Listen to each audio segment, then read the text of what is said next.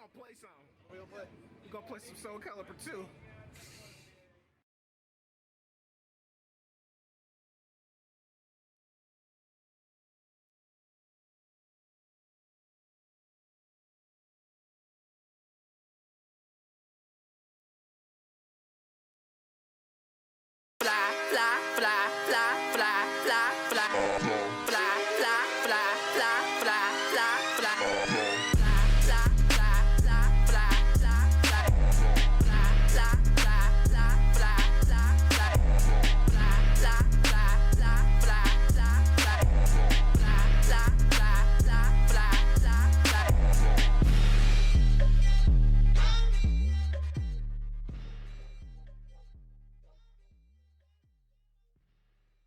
Don't forget, guys, attack the chat.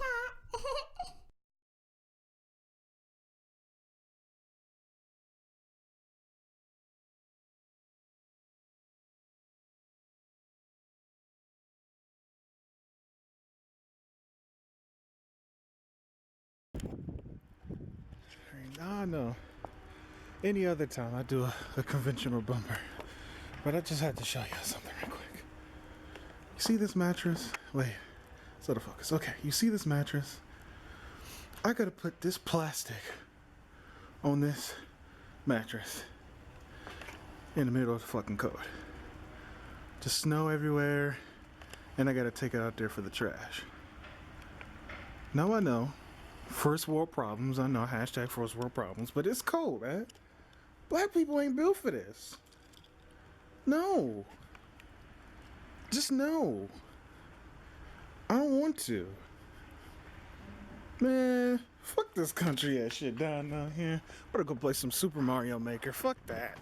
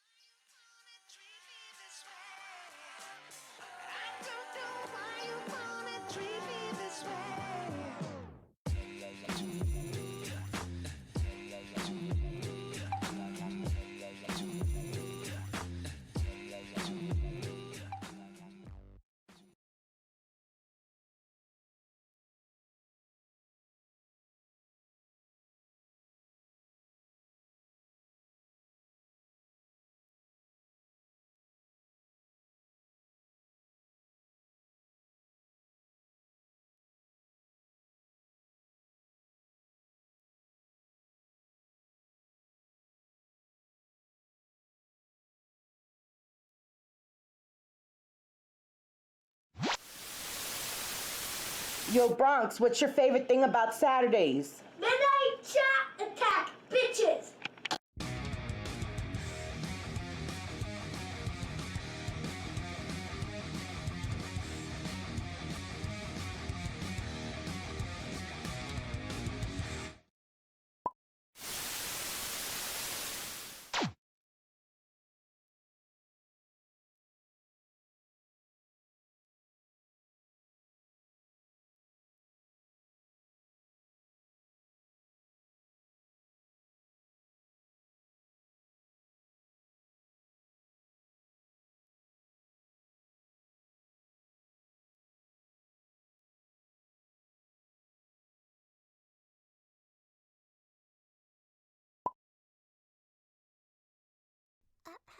Hi everyone, it's me, Midnight the Nico.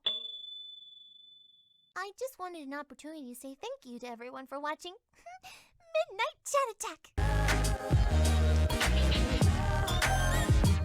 I'm a little mad no one invited me to the New Year's Eve MCA live stream, so I can thank all of you all personally, but I wasn't there, but you know, better late than never. Anyway, I hope you guys enjoy Midnight Chat Attack Season 2. Season 1 was awesome. It's not season 2 yet. Don't tell them that. I know the guys worked really hard to provide you guys with the best content on the internet. And on that note, time for me to go back to being a figment of Anthony's imagination. Wait, I'm not real? Huh? darkness, my old friend, I've come to talk with you again, because a vision softly creeping left its seeds while I was sleeping. Okay, well, attack the chat, guys. Attack that chat. Oh, and I almost forgot. I hope your foot is okay, Allie. I was a little worried. I hope you're okay, meow?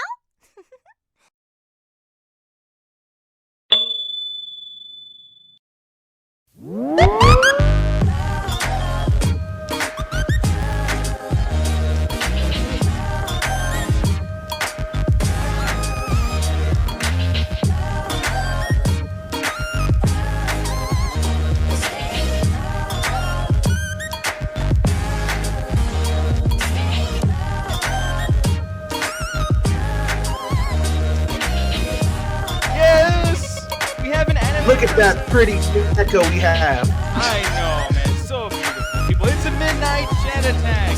Anthony, Fiesta, the whole thing. Yes. Yes, you're just pissed right now. On.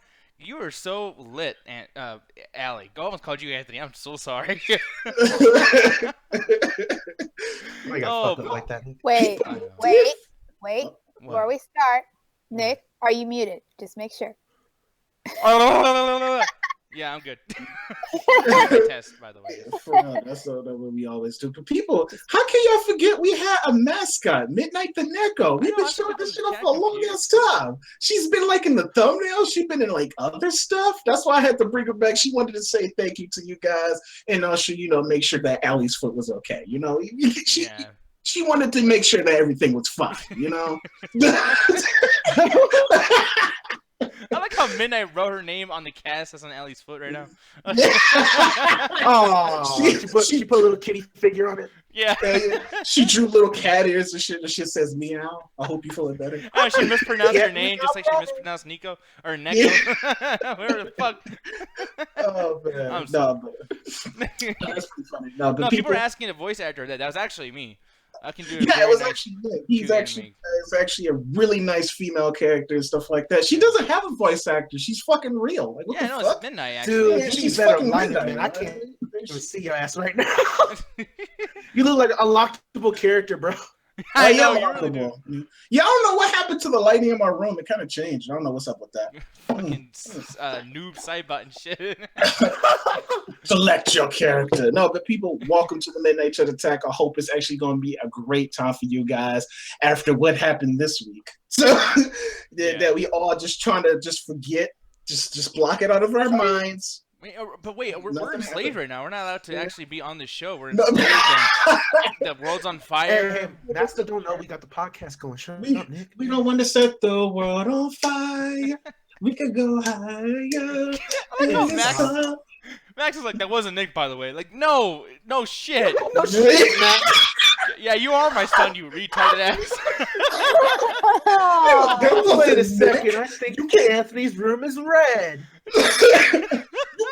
You guys can't trick me. I know that wasn't Nick. That wasn't Nick Diaz. I know a Nick Diaz when I hear a Nick Diaz. He's so totally not an anime chick.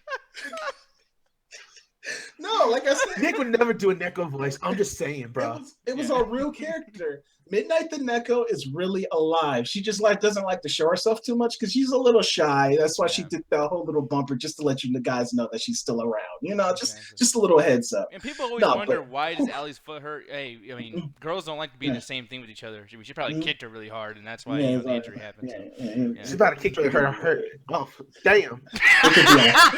Oh, that's a all the way See, John.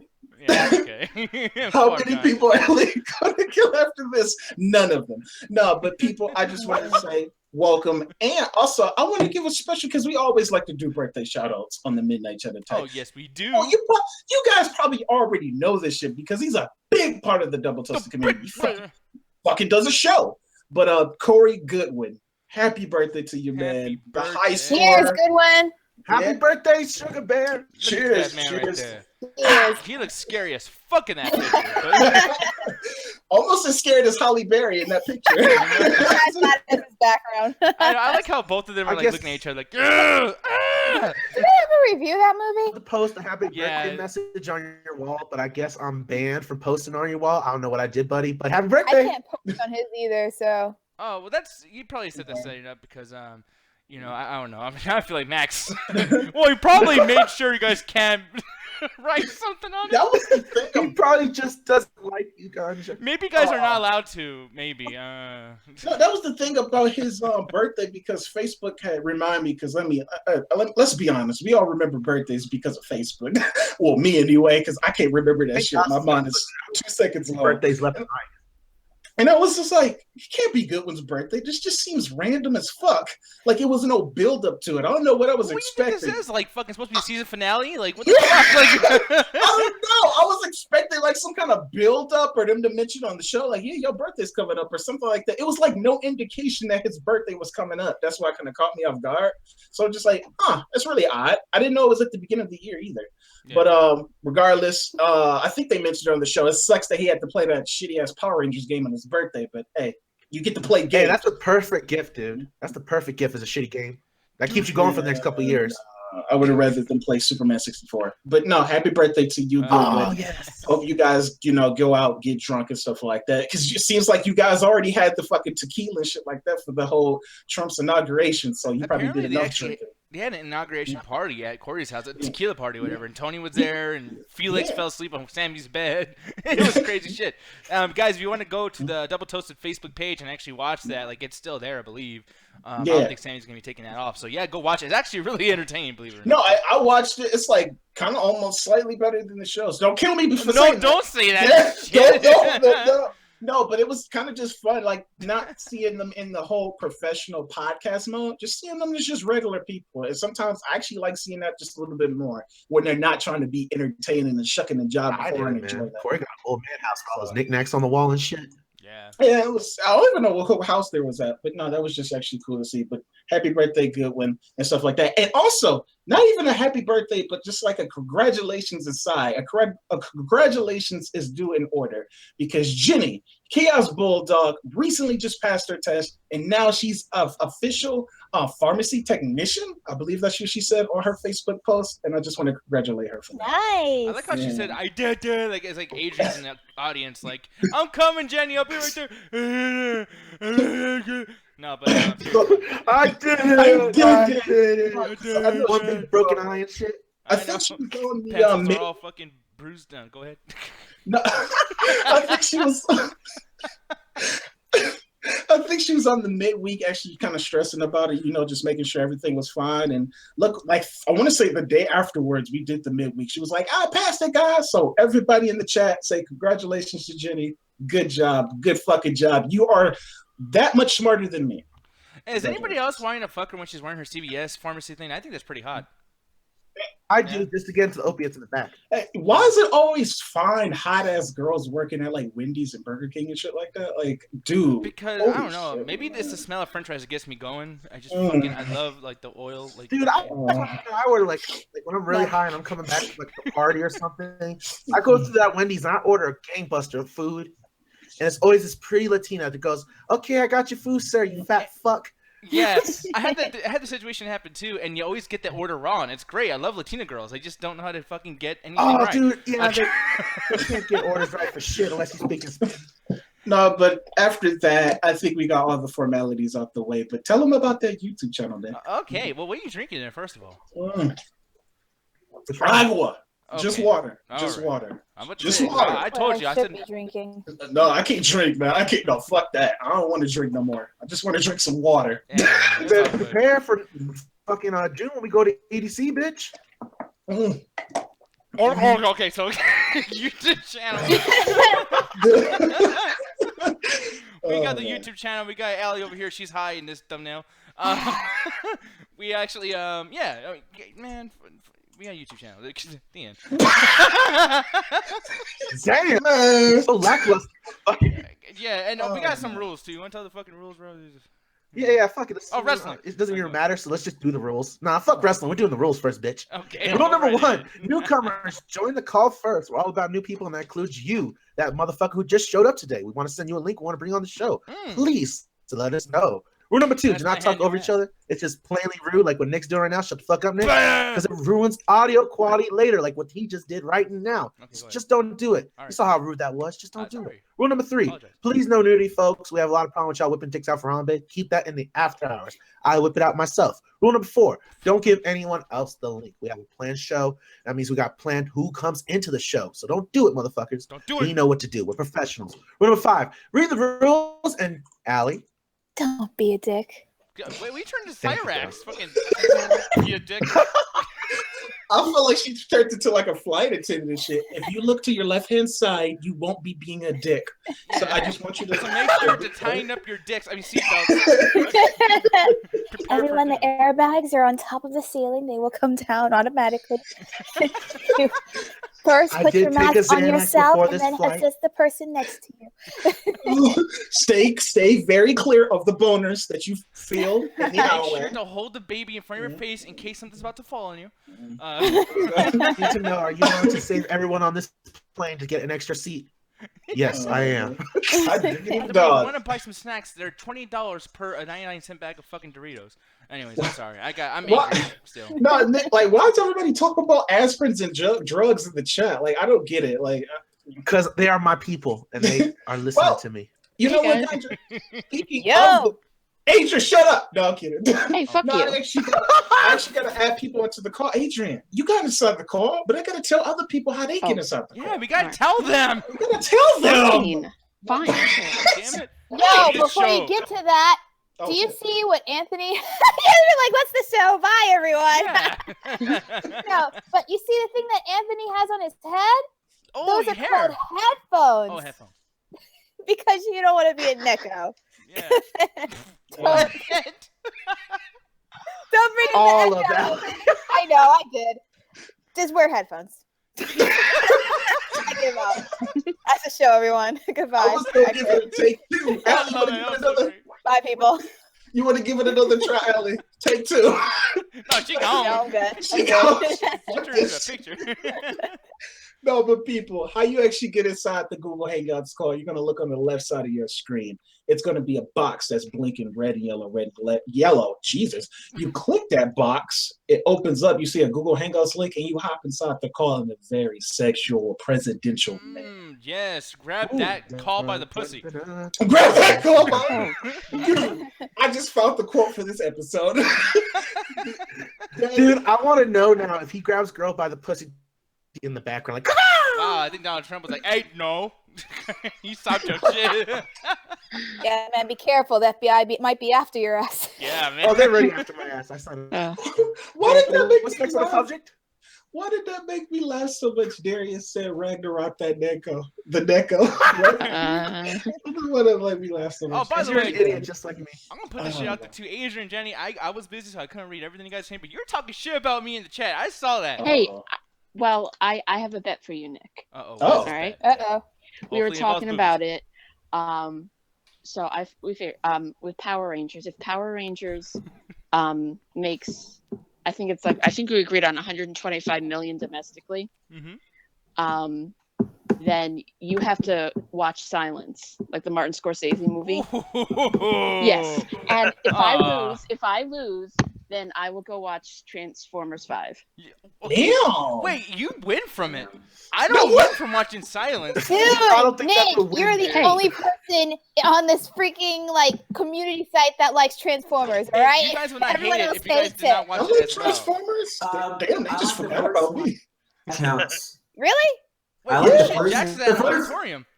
Yeah. Yeah. I He's actually having like, a class right now. on Okay, so Transformers. you guys are the 1%. Yeah. like I I hate the other actually one.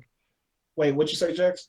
No, I said I hate the other ones, but I like the first one. I actually like one of the worst ones, which is 2. Which Revenge Oh, of the God. What's wrong with you? I like love Yeah, big that's a good Transformer question. balls. 3 is okay, 4 is the shit, except it's really fucking stupid. But it's like the way it should be. Now, Adrian, Transformers. your bet, I'm telling you, Power Rangers is gonna make that money whether it's bad or not. You know how many people have been waiting for this fucking kind of a somewhat serious, badass, beautiful looking Power Rangers? Hey, Like, hey, that if you shit's don't want to gonna do suck. it, then fine. No, I think he wants to actually. I He just want said to. it's going to make us money. Yeah, I'm gonna.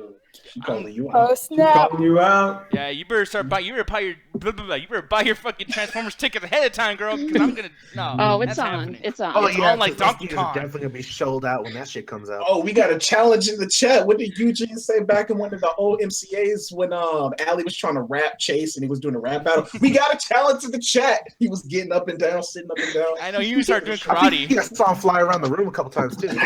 I know, We got man. a challenge in the chat.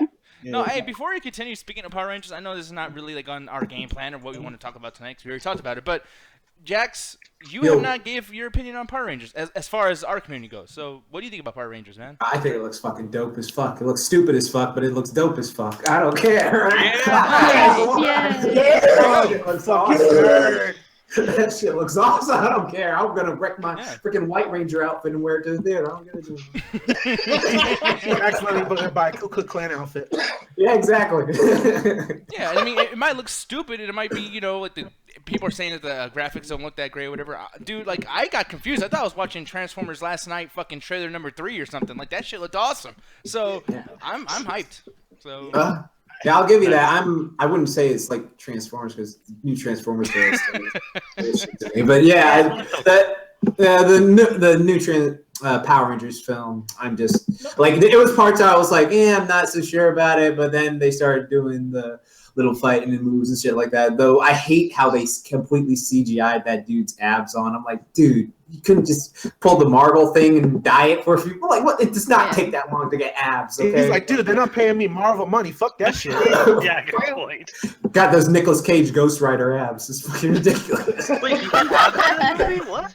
That's the thing about this Power Rangers movie is just like it could accidentally be a piece of shit and still be better than the TV shows. Like it doesn't really have to try that. I love how you say accidentally be a piece of shit. Like it's not just gonna do it purposely. Actually, it tend to be a good movie, but accidentally fuck up and still be good. Yeah. So they don't even have to do anything. But since Jax, great opportunities. We actually have you here, a great YouTuber in our own respect. Did you hear about the new feature? Because we're always talking about how YouTube fucks up with this, the copyright. We always giving YouTube shit for everything they do wrong. What about things that they actually do right? Which they recently released. I think they just recently had an update, which is called Creator on the Rise, I believe. Jax, did you hear about this? Or no? I mean, my friends were talking about that in the Skype. I was talking to my friend Saberspark about that. He like mentioned it briefly, but I didn't think it was anything like that big a deal. Like, is it a big deal? Do you guys know about it? Like, what is it about? I think it's actually going to be a big deal because thanks to Gaming Illuminati, people check out Gaming Illuminati. They're actually pretty cool. But yeah, the feature is actually called On the Rise, not actually Creator on the Rise. And it actually works in 2 categories. It's actually, like I said, Creator on the Rise. So just like a regular YouTube channel and Artist on the Rise. So I guess like weekly, they're actually going to be 4 YouTubers in total. So they're going to actually, like under this tab, you're actually going to see I guess it's going to be in the trending tab. So when you go down, scroll down, it's on mobile. I haven't seen it on desktop yet, but on mobile, you can actually see that daily it updates it where it says, look at this creator on the rise, or look at this musical artist on the rise, and where you have to be like a YouTube-based music channel. And I think in order to be eligible to be under this tab, you actually have to have 1,000 subscribers, and you actually have to be, like you said, on the rise and stuff like that, and actually been like trending and popular and stuff like that. So I think it's actually really cool. I think it puts the power back into the people that actually make YouTube great, is which the community itself. So I think this is actually, like I think this is a really good step in the right direction, and also. It will only be like that for 24 hours. So that channel will only get featured under this tab for like 24 hours. And they said, like I said, it's going to be done 4 times per week. So I guess like Monday, you'll see another YouTube channel, Thursday. But then that's it, like millions of people seeing your channel though, right? Yeah, exactly. Because it's going to be within the trending tab. So basically what they did with the feature tab a long time ago, they're going to put like, basically basic YouTubers who like get around 1,000, somewhat plus. They're gonna show them off like their big channels already, trying to get their views up. Is that what they're trying to do? Yeah, pretty much. Like I said, you have to, in order to be eligible for this, because you can't like send in an email or ask, but like, oh, I want to go on this tab. No, they actually choose you, I guess, based on some algorithms or their own shit. And you have to have 1,000 subscribers. And once you meet those criteria, you could get put under those that tab. Come on, advanced AI. That'd be really Choose the great. midnight chat attack. No, that would be crazy. I'll help you guys. I'll share you guys wherever I can. I'll be like, yo, these guys my peeps, all right? Expect us to work out, Jax. I'm afraid of that. Come on, get the biceps and the triceps and all the guys. I like the midnight chat tag, Ganja. You can have pecs like mine. Just work out, do it. You can make them dance, move them up and down. Hey, I don't take handouts, Jack. But hey, man, if you can make shit happen, I ain't complaining. I like how you got closer to the camera and I can see you fucking And he got less. blacker. Oh my god. Yeah. That's racist. No, he got close to the camera, dude, and like I literally just became a black hole. It's amazing. But hey. Yes. Yeah. Get that muscles. Damn. Biceps is crazy. Jesus. God. I think I never feel so 26 years of being single. You know, if you look, Jax, Ganja's blushing. Oh, senpai. Easy.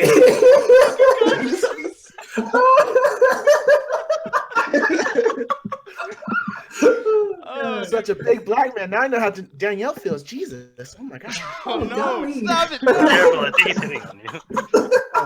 You know, I just gotta say, though, I think Ganja, I got you the do jungle best, fever, dude. Birdman. Help me. No, dude, you do the best, like, oh my god face ever, dude. There's, nothing wrong with it, but I think you're a little bit gay, just a little tiny bit. You do that very, very well. Just. Well, you're gay. Someone's a little curious. Try a bit of this, try a bit of that, whatever. I try a little bit of everything, Fun, man. Yes, it was a pun. Dude, yeah, we gotta get Jax and Justin Zarian in here at the same time. Both of those guys, and then me, of course, because I'm not a chubby chaser, Nick. I will not date Justin. Oh no. Oh, Man. The fact that. he just said Tony right now. It just put like a black fucking scar. What's up, Chris? That is fucked up. Chris, bro. I'm not even. Yeah, that's fucked up. Wow. Anyways, no. But as far as this too, though, with the rising artist thing, dude. I mean, I know probably gonna be getting off the topic, or whatever, but I'm just wondering too. Is like, do you feel like this is gonna make everyone able to collaborate with each other too? Because it's like, hey, if I'm going up on that trending now thingy, whatever, it's like, hey, this other guy is too. Why don't we do something together, man? Like, that actually, I didn't even think about that because that does actually bring up a good point. Like, hey, you got 1,000, I got 1,000. I seen was on the trending tab. Hey, let's collab and stuff like that. So that probably could get or like an collab artist doing something for the creator. You know what I mean? Like, yeah, hey, yeah. Man, that community, bro. That community, bro. No, that's the funny thing about it is like this is about the community again. Like I said, it's putting the power back into what made YouTube great in the first fucking place. Is the community the one that put out the videos, the content creators and stuff like that. So, damn it. Damn, Grandpa. Like, the reason I like it so much is from what you guys are talking about is because it seems like they're really trying to focus on the people that are just invested on YouTube itself, not like the big companies that are trying to get you like like ABC or Fox News, who are just trying to get you to click on the link of their official website. Exactly. So it seems like it's more for the YouTube people itself. Now, Allie, I know you've been doing a lot of stuff on YouTube too. Does this get you kind of like, hey, I want to start doing my Let's Plays again, or etc.? Like, does it get you kind of influenced at all, or? Yeah. Awesome. No, she kind of moving along. No, she kind of already missed the criteria because, like, Allie, aren't you at like 2,000? Yeah, I know. Yeah. Okay, Yeah. Matt, unsubscribe from her, so that. Yeah. So I think she already missed the criteria. Like the only thing that like her channel is probably gonna get popular if she they posted on Reddit or Tumblr. So yeah. One thing I want to say though before we move on to the next topic, Alan. I like the new shirt. Actually, you look like, you know, when you're playing the same character in Mortal Kombat, and like someone that's like number 2. like you have to have the alternate costume just because you got the same character. I love the whole dark green thing, man. Like I can't wait to see your fatality. It's gonna be great. But how you doing, man? Good. I figured, phase 2. Why don't I have a new shirt? Oh, nice. Yeah, phase Wait, 2. it's not phase 2 yet. God damn, I gotta fucking beat her ass. No. God damn it. Who? The new year. How about that? I don't even know where the fuck she at right now. That fucking Neko. She driving me. Have 4 shots. I bet you start seeing her. Hang out with Ganja for 10 minutes. I see 2 Nekos. No, but no, the first yeah, we already talked about YouTube and stuff like that. So bravo with that. But first question of the night. I'm actually bringing this up because Allie, I actually want you to go first with this, if you can. I'm actually really curious what you would think about this IP love and stuff like that. Yeah, the Damn, question this shit's bright as fuck. Go! Let me take this shit down a little bit. How's that? Yeah, that's good. That's good. That's fucking good, sexy. That's fucking Yeah, it's good. fucking. No, but question of the night, people. Name an IP, intellectual property, that you have up the most love for, and explain in a few words why you love it so much. Why is this particular IP so near and dear to your heart? Intellectual property. Okay. So do you mean more like video games? No. I mean, like, you just like any intellectual property that's like could maybe like film or video games or comics. So I guess yeah, I know which one you're gonna bring up. I mean, isn't it kind of obvious? I'm of course gonna say Star Wars. I mean, that's just a given. But like, I really, even with all the crap of the prequels, even though some people like them, that's fine.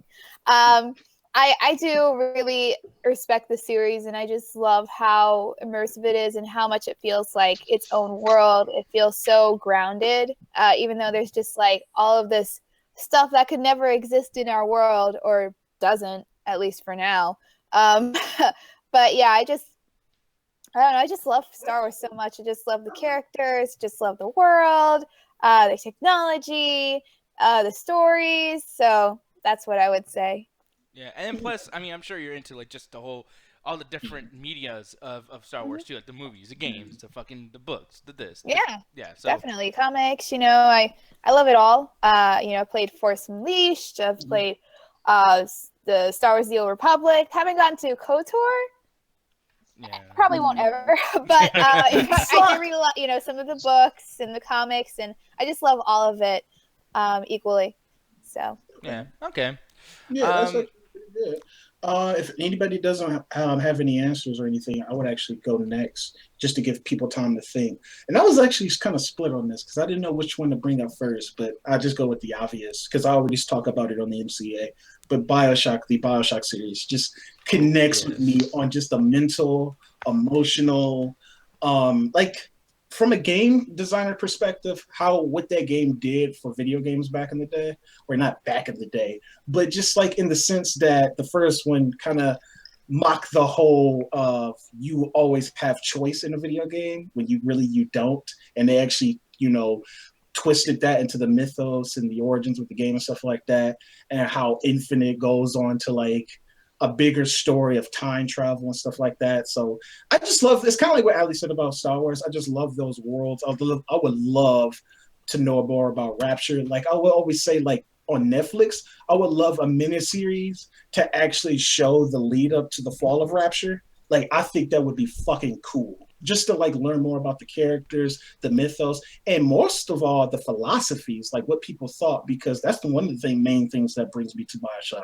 Just Andrew Ryan's philosophy of what does he say in the beginning? No man, no government, only man. Or it's like, wait, is this like fucking John Lennon? Like no, I just think the whole shit. It always imagine no religion. It always think religion is a bad rap anyway, but it's just like that philosophy of, because I'm a creator, I always say that if I had like enough money, I would just create endlessly, and just for this game to just go that far with Andrew Ryan, just like, dude, I will create everything. I'm going to even build a city at the bottom of the ocean if I fucking wanted to, because I just want to create. So it's just Bioshock just connects with me a lot. So. See, I get what you're going, Anthony, because for me, definitely is the Grand Theft Auto series, man. Like, honestly, that's the only series I could constantly going back to and play the older generations, and they still hold up. Like, for example, this week I really got into playing Vice City and get GTA 3 again, and those games just brought me back to my childhood. And just, I love this when they do the story of like the criminal that's trying his best to get out of the game, or he's just constantly being dragged into it. And they've done that story, I think, about 2 or 3 times now with I I think it's GTA 4 and with Franklin's story. And I love how they show that some of these criminal guys can be sympathetic, especially with Nico Bellic in GTA 4, how he kind of just gets forced in these situations because that's kind of all he knows. And you just the way they just build their worlds, the character designs, the Easter eggs they put inside the game, and how well detailed they make their worlds. I just love everything about Rockstar, and they're the only studio that I see that little logo come up, and I know a badass video game's about to appear, no matter what the fuck they're making, because they just put so much talent and so much time into their creations. And I don't mind if they take fucking 8 years to make the next one, and they're in Vice City again. Yeah, and they're not always trying to get money out of you, like releasing something every single fucking year. It's like, nah, like we're gonna make this shit good. You know? Oh, well, Alan. Actually, I'm curious, Alan. What do you disagree with on that? Oh, well, I don't know. They released GTA 5, and then they released it again the next year, and then the next year they released it on PC, and then they did all the microtransactions. Game though, it's not like it's a new game like Assassin's Creed being released every single year. Don't worry, that's not what I'm gonna say. Thank you, Allie. Just saying. She was like, I got you, Ganja. She took that shotgun and was like, bitch. Don't you know you're a Ubisoft fan, bitch? Yeah. Okay. Look at why are you guys not fucking with me wearing this dark green shirt today? God damn it. Oh. Yeah, Alan, no. Go ahead. No, I was going to say Alan can continue if you're done, Nick, or Alan. I'm sorry, Anthony. Go ahead. I'm interrupting you all fucking day. No. It's okay. No, if Ganja, you was finished, right? You was I just want to say real quick, a little commentary, and it's always like when you play those games, they're talking about the time that you're playing Grand Theft Auto 5 and GTA 4, and I like the political commentary as well. So if anybody else got anything, go ahead. All right, Alan, go ahead. Yeah, sure. I'm not gonna say Assassin's Creed because it's more as like the second one. For me, the number one is obviously The Legend of Zelda. It's something that it got me into video gaming because before that game came out, I mean, I had an SNES, but I never really played anything. Hell, I even played like the Mario games. They never really got me into video gaming. It wasn't until I played Ocarina of Time, and it connected with me because I was the same age as the main character. And me being short, people just, forgot I exist or didn't even notice me. But seeing somebody that's almost my same height fighting dragons and dinosaurs and saving the kingdom, all because he can, not because someone's forcing him to, but because he thinks it's the right thing, that to me just got to me immediately. No, I was gonna say I feel the same way because that's how I felt with Caesar from San Andreas. Like I'm Mexican, and I feel like I would never be the star of anything, and then he's not either. So fuck my point. I was trying to do the exact same thing he was doing. I failed. I I'm really happy how good that was. That quietness was like a movie Hollywood style quietness. I was so confused. I wasn't even mad about that. I know. Yeah, that's what I was mad about. I was like, who the fuck is Caesar? Caesar Velasquez from San Andreas. Was he the guy that was dating his sister? Thought you were talking okay, no, fuck you guys for not remembering that dude from GTA. He's one of my Hey, technically your point is right.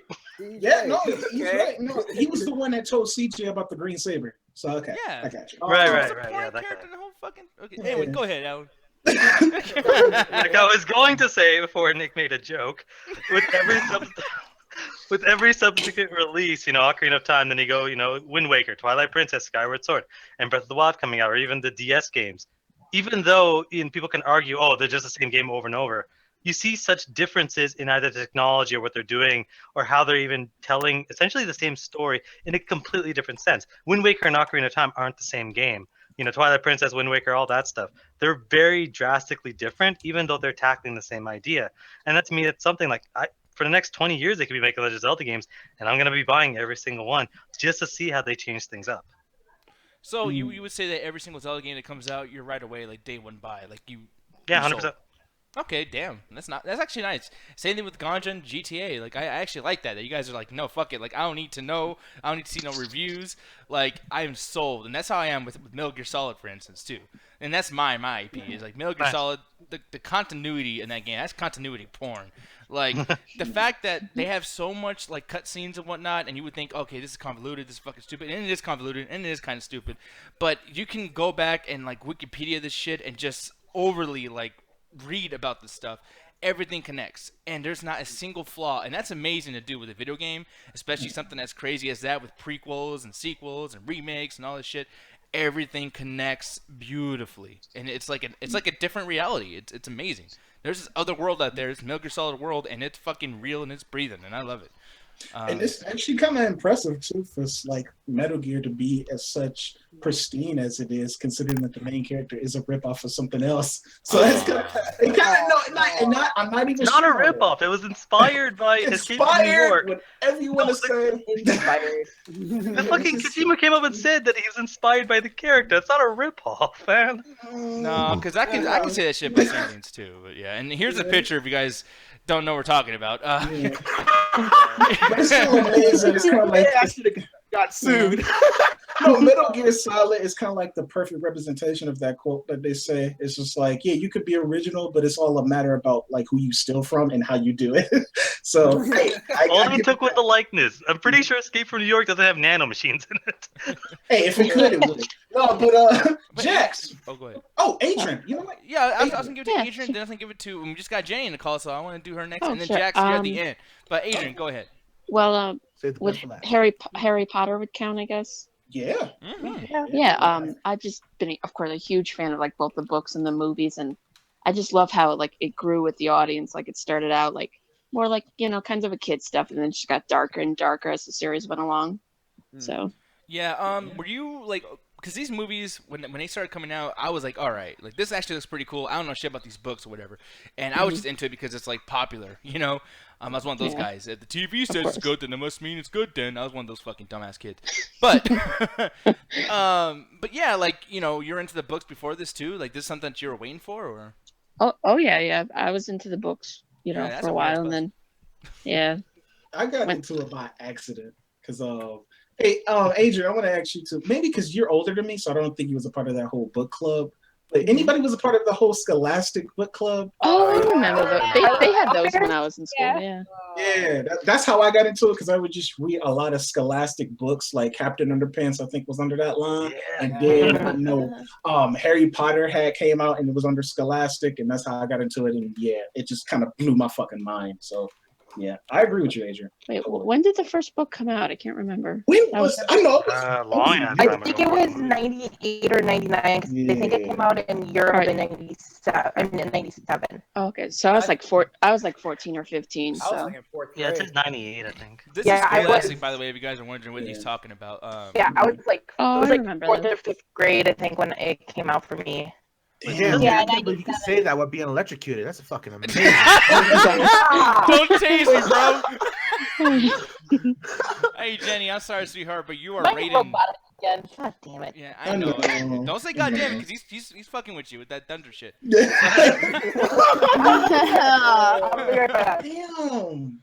Man, I hate when the internet does this, but when you actually think about it, it does put it in perspective. She said 97, 98. When on the first book? 98, 99, yeah. Damn. Wow. Yeah. There's two different names actually for the first one. In the UK, it's the Philosopher's Stone, and in the United States, it's the Sorcerer's Stone. Why was that? That was weird. No idea. Because we're I never understood why they had to They were change. big full metal. One time, yo. Yeah. No, Allie, what were you saying? I had no I never got why they changed the name randomly. Like, was it that much of a?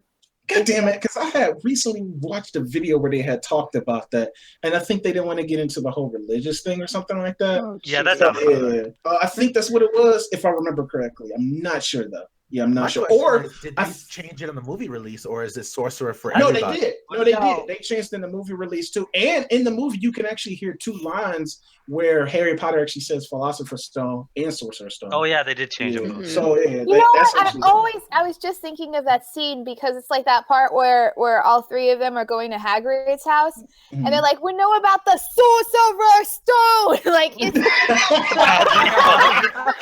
thought that clip was like, it sounds a little off. Like, it doesn't sound like it's completely. Oh shit! I have to go back and look at that. I gotta find that clip on YouTube. I'm actually curious.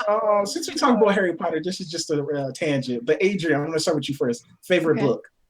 Favorite book? Ooh. Favorite book from Harry Potter? God. From Harry Potter? From Harry probably, Potter. Probably the last one. Deathly Hallows. cheater. Nice. Hey, it's my. You asked me. Hey, that could be your last 5 favorite books.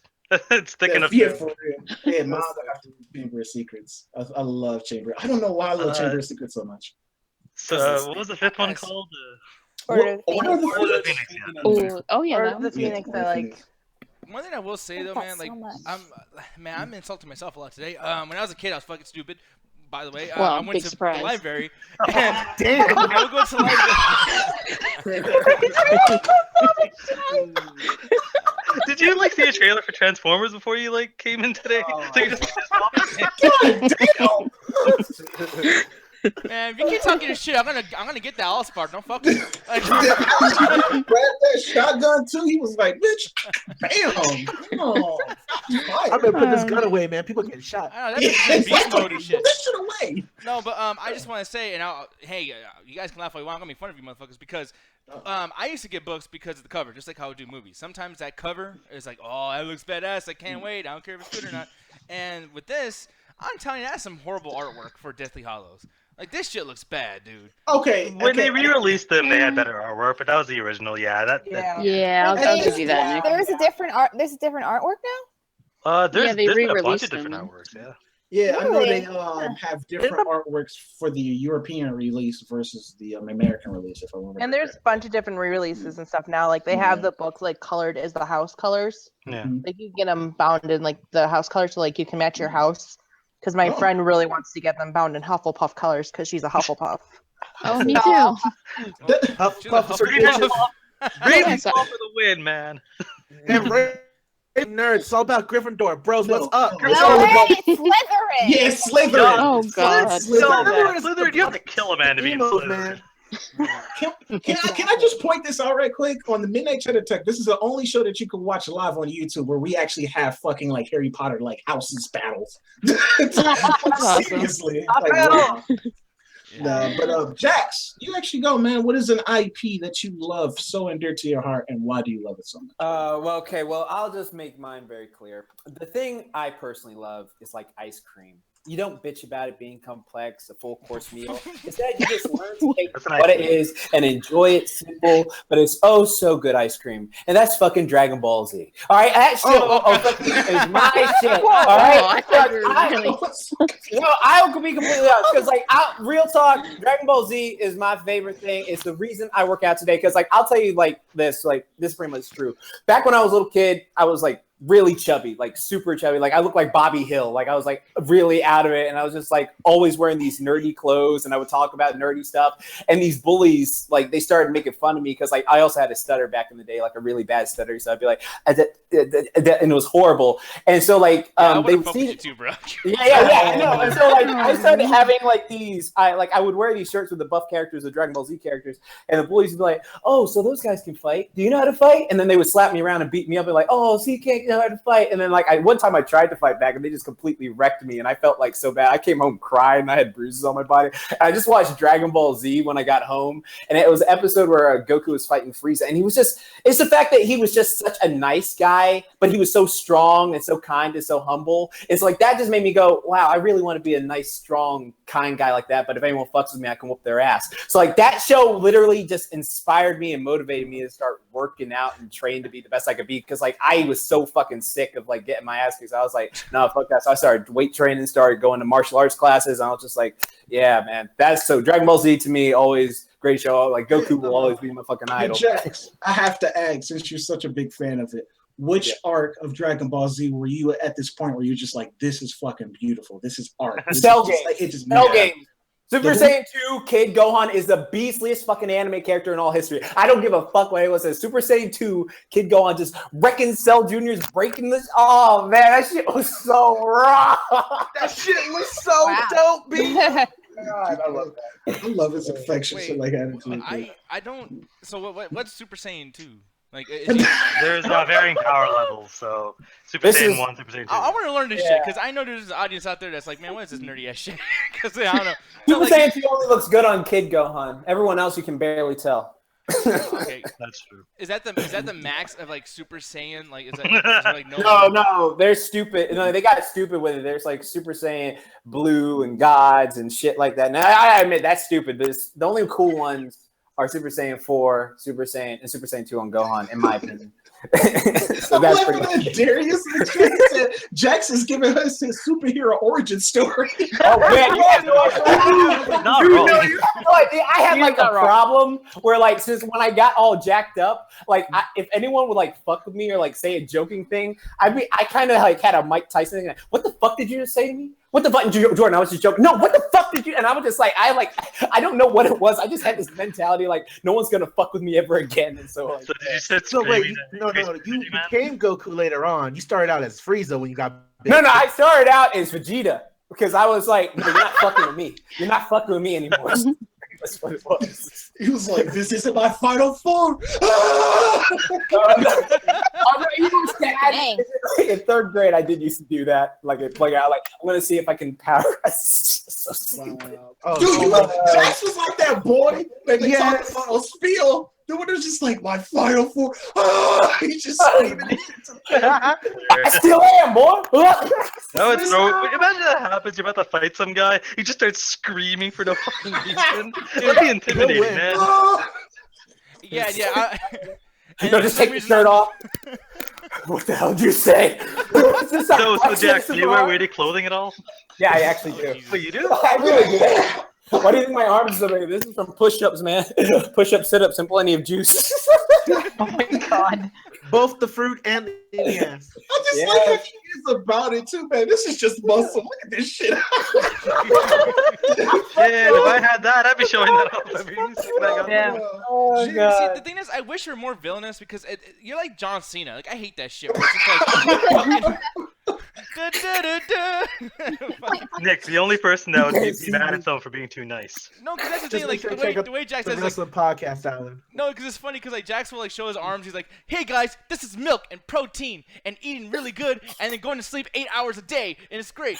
Like, you should be an asshole. Like, no, this is like your bitch is gonna be on this arm. Like, you should be, be villainous. Be, I don't know. It's just, yeah. Oh man, no one's perfect. Now But I- I'm pretty fucking close, my nigga. Look at this. There we go. Yes, that's what I want. I think I do. Oh, Jesus. Brother. No, but Jenny, you actually go. What's an IP that you love? Something that's so near and dear. Oh, they're gonna have her show her muscles. Yes. let the arm out. Show him, Jenny. Show off those biceps. Yeah. You don't want to see that. All right. So I guess IP for me would have to be Sailor Moon. Yeah. Growing up, Go ahead. No. I have a legit reason for this. Growing up, it was a really good series, and it has influenced a lot of my rating and stuff. But like the arcs are really, really good, considering that the creator basically was gonna kill them off at the end of the first arc, and say that was it, I'm done. And it grew so big that she had to bring him back, but she brought him back, and she grew the universe to a really, really, really big, fulfilling universe that travels through time and stuff, and it's really impressive. Yeah, no, I watch this before going to school sometimes, and I Nick, I raised you. I used to hang out with a group of girls, and we had a Sailor Moon group, and I was Tuxedo Mask. We were like 5 and like 6. Nice. I actually have a question for everyone. So like all of the IPs you chose, would you ever because I always think about oh, I would love to be in that world. Would you guys say that's the case for everything you chose? Fuck yes, I would love to be a GTA character and give out missions. I think I do the voice acting perfect. Yeah, No, Ganja, fuck you're tailor Rapture. made for GTA, brother. Yeah, He's like, that's my heck life no. right now.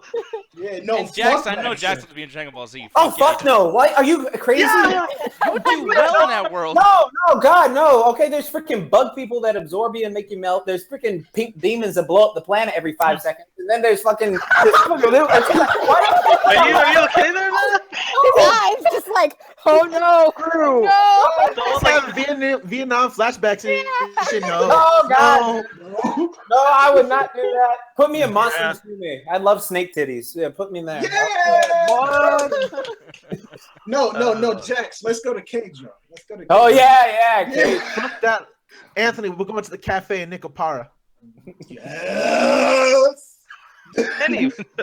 No, I want to be in Metal Gear Solid because like I'll be the fat fuck that Snake beats at the end. Like I'm just, like, the guy on the roller skate. Like I'll be the guy who's like like kill him, and then no one listens to me, and then Snake is like, you are get your ass Nick killed. is the only one that says, "Yeah, I like to be in my favorite video game, but I want to be the guy that loses." I don't want to. Because I would be the guy at the end. Like, I did not want to be that fucking. I'm too much of an asshole to make it out of that game unscathed. Like, it just. Allie, let me ask you this: like, is it like, do you become a powerful person in the universe? Like, for Star Wars, for instance, being in Star Wars would be cool if you're a Jedi or actually have Force sensitive powers. But if I'm just a regular person and I run in Darth Vader, it's just like, oh shit, this nigga can Force choke me through Skype. So I'm just like. What do we get for being in the universe? The key is just don't be a rebel. Just be a normal person living like on Tatooine. And get the planet blown up. Like just go about your day. No, it's okay, Jax. I'll just get wished back in like 10 minutes. Just don't live on a planet that has like ties with the rebellion. You'll be good. No, yeah, right. Star Wars, because in Star Wars, go to Naboo. You'll be safe over Naboo. You will not. If you're in Star Wars, you will not have your hands. That fucking. They did not want you to have your hands. Yeah, but you get a cool robot hand. That's true. And you have a metal arm. Awesome. And, when you think about it, it's like in the real world, it's like, oh my god, my hand's cut off, my arm's cut off. Well, crap, like I don't have an arm anymore. But in Star Wars, it's like, oh, I got chopped off. Whatever. I'll just get a mechanic arm. Like it's cybertronic. Yeah, it looks exactly like at least in like the classic trilogy, like it looks exactly like your real hand anyway. So it's like you didn't really lose anything. In the Star Wars world, if it's actually like taken control by like one of the writers of Star Wars, I'm scared that like somebody I'm dating might end up being my brother or sister. And then Come on, man. Hey, that's how it is on the res, man. You don't know who's your cousin or your first cousin, man. You fucking with family all the time in certain neighborhoods. On the other side of the galaxy, you'll be okay. The game the whole family can play. Being in Legend of Zelda would be worse because it has all of your problems, but it's also like hundreds of years in the past. So there's no fucking technology. So there's nothing to fucking do until Ganon just comes around and decides to fuck over. But Alan, exactly, Alan. But Alan, you will be fine because you will be Link. You got a green shirt. You got a bird. I mean, like you are. No, I can't climb and fight a dragon. Yes, you can. Man, that'd be fun. I want to see Alan go with a bunch of armor in front of a dragon with his bird and just watch the bird take off as the fire comes down on him. I know. I'll come back to life every second, so it doesn't matter. Legend of Zelda 2, I still think this is gonna happen. Zelda, she's bad. She's evil somehow, and I want to find out. Link's gonna find out that she's been sucking Ganon's penis and been cheating and fucking. Yeah. Excuse me, princess. Oh my god! Wow! And that infectious laughter means Trey Cooper's. Oh, what's going on? Hey guys. No, before we move on, because I know we've been on this for a long ass time. But Trey, what is an IP that is just near and dear to your heart, buddy? Well, Jax took Dragon Ball Z, which by the way, respect. Oh my man, fellow Dragon Ball for life. Well, I guess, high five. Yeah, I go with my second choice, and that's Spider-Man. I just really love Spider-Man. Just the aspect, like we growing up with like TV shows like Superman animated series, and like people with powers, like Spider-Man. Like I guess I just loved him so much because like he had like rep powers, but like that was it. Like he was just like us, and I guess that's what made me respect him a lot more. Trey, and that's made me. What'd you say? I like you, man, because Spider-Man is my favorite superhero of all time. Yeah. I can't defend the movies at all. I'm not going to sit here and defend Tobey Maguire, Andrew Garfield, or anything like that. But like Spider-Man the animated series and the Spider-Man show, Spectacular Spider-Man, and Ultimate Spider-Man. Yeah, Ultimate Drake Bell fucking sucks. Hey, which one would you be in though? Which Spider-Man universe would you be in? Like the 60s Spider-Man, the Fox Spider-Man? Actually, I'd be in Spider-Man and His Amazing Friends. I had the VHS tape with that so much, and I used to watch that repeatedly. And there was this crossover episode with the X-Men where Magneto's name used to be called Magneto. And what? I know what he's talking about. Was that where? Oh god. Is that the one where Wolverine was like Australian and he like was like, "Here's a shish kebab, mate"? And he was, oh my god! god, that was amazing. Wolverine freaking Canadian is Australian. There you go. Yeah. Which is funny because Hugh Jackman is Australian. But yeah, I just respect that. I would rather be in that universe than the comic book universe because so much stuff happens in the comic book universe. I'm like, freaking Carnage. Yeah, Is this what you're talking about, by the way? What the fuck? Yes, right there. Yes. With the system. Oh my god. Yeah, That's amazing. But, Wow. It's the most chill universe because, like, I don't want to deal with Dr. Octopus taking my body and becoming superior Spider-Man, even though that was pretty cool. I just don't want to deal with none of that. So, Spider-Man's Amazing Friends is pretty chill. Like, it's not as chaotic. So, I'll be in that universe. I was thinking, was that a claw or an Ethernet cable? I'm like, what the fuck is this? Yeah, I kind of wonder, would you guys be in the Harry Potter universe? No. If I'm a wizard, Killed by Voldemort? Wait, let me ask you a question. So, do guns work in the Harry Potter universe? Because I always thought, like, when the Deathly Hallows thing, like, what if they called, like, the military and they were, like, just sniping the Death Eaters and shit? Like, would that, like, work? I guess Or, like, so. I mean, like, because in Fantastic Beasts, they had guns. I want so it's want like that the now. real world. Modern war with fucking humans fighting alongside wizards. That shit would be so That'd be bad. amazing. Like, if the real world found out that wizards exist and there was, like, a civil war. Yeah. Oh my god. J.K. Rowling, get on it! Get on! I don't use uncivilized weapons. Bah! GTA in the Harry Potter universe. Oh my god. That'd be awesome. So that'd be so dope. One thing I want to bring up, because there's an elephant in the room, and like I know we all have the high notes, and we all happy, and we all talking about nerdy shit. Oh god. But we're all grown. We are all grown, so we gotta talk about grown folk shit. Donald Trump, one of the best super villains in the Oh, here we go. He is the real life Lex Luthor. I'll get out my I come vodka. to you, my Hey, thank God I have ice cream now, because now I'm happy because I have fucking ice cream and not talking about Donald Trump. You better be sad with that ice cream because we're talking about Donald Trump. Yeah, but Jenny, the thing is that ice cream is made out of white privilege, so you're still supporting Donald Trump and drink that. No, but that's the thing, though. Nick, like you say, like Donald Trump and stuff, like we all know his inauguration happened. But Nick, the day of his inauguration, why the fuck did you go on Facebook and start cussing out every fucking body? I know, right? No, Anthony, Nick, I want to congratulate you because you did what I didn't have the balls to do. Thank you, my man. Yeah, so I mean, I'm not gonna read the whole thing because for one, this is like Inception. I don't like having to read something about my own shit here. But basically, what I was trying to say is like, yeah, it's your fucking fault, people. Like, it's just, I remember 4 years ago, or I don't know how long it was, but when Donald Trump was about to, become president, or people were talking about him possibly being elected, etc. Everyone was like, "Ha, that ain't gonna happen. I don't give a fuck. Aha, whatever." And then, like, as we got closer, people were like laughing a little bit less. They're like, "Man, that would suck if he was like president," but who cares? And we just got closer and closer, and then it's like, holy shit, it can actually happen. Vote for Bernie. Like, someone give a shit. Everyone's like, "Yeah, I'm not a politics person." Now that you're not a politics person, you want to bitch, and Donald Trump is he's the president.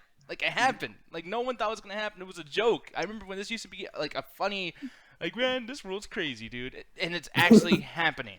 No, like they said, and I know a lot of YouTubers said this, like 2016 is the year where the whole world became a parody of itself. Yeah. Like, it's like, seriously. Like, the president became a meme. We had the whole Brexit thing, which is side note, but I was watching. This just literally just goes to show you that just nobody was just taking that shit seriously, or they just pronounce shit wrong. But I was watching like a compilation of people pronouncing Brexit like breakfast. Oh my god! Wow. We will make breakfast. It's just like, we will have bacon and eggs not made by foreigners. We will have it. Do this. We will. They was like, Brexit means breakfast. I'm like, what the hell?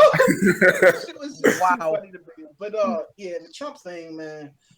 And Justin Zarian actually brought up a good point because, and I don't mean to throw you under the bus, Adrian, but she was just like, everybody's sad, which I get it. Everybody has frustrated. They feel like, we was making great progress in the world, and then for this to happen, it's just like, what the fuck was all that for? But you know what? Does it though? Because this makes us like good guys to actually good guys. I don't mean to say bad or good. That's the whole problem within itself. This class is like behavior. But it makes people that are nice, that want to create unity, try that much harder. Because you can't see darkness under more darkness. You got to bring it out to light and actually fix the problem and rectify it. So I guess I get people's frustration. But Justin was just like, hey, you could just, help out at your local food church or whatever. And I'm looking into doing that, volunteering, and I wish I could have been able to march today, but I wasn't able to. But I donated to the cause, and I'm looking into maybe next time. But And we'll see, see. like, and that's good that you're doing it too. But I don't even mean it like that because I ain't gonna do shit. I'm just gonna put out there. Well, I shit. knew that, but But the thing is though, it's just like I want to put out there where it's just like what do people think is so like dude, we were in a worse situation with George Bush, and I actually kind of like George Bush, but it's like we cannot deny the fact that shit was worse than what's going on right now. We could have been blown the fuck up. Give it time. And it's just like I don't. Oh, go ahead. No, I don't want to say this is worse than I don't want to say that George Bush was worse. I mean, because he was elected before 9/11, because 9/11 happened in the first year of his presidency, and that basically did everything that kind of unraveled through the whole 2000s through my middle school and high school years. And then last few years, have been just kind of rebuilding from that. And George Bush just wasn't like, he was a politician. Donald Trump has never been a politician. He is he's a loud businessman who was basically speaking what the American people thought they wanted to hear and got him elected that way, because he's basically this very blunt, narcissistic man who basically encapsulated what America wanted to hear. And that's why he got elected. Now, is there any part of that you're kind of happy that at least he's so honest about it? I mean, this dude literally goes on stage and says, like, yeah, I'm a fucking asshole. Like, I'm a douche.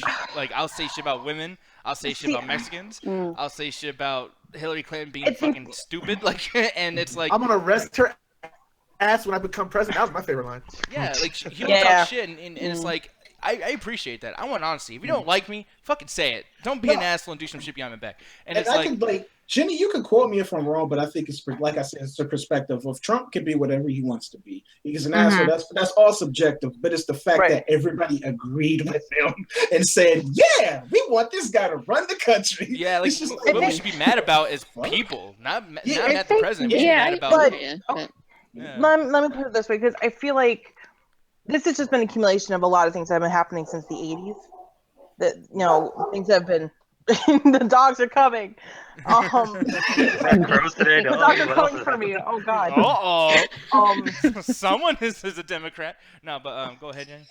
But this has been something that's been building since like the 80s and the 90s, like the fracturing of the classes and the decrease in education, and just this whole fracturing of everybody into like groups.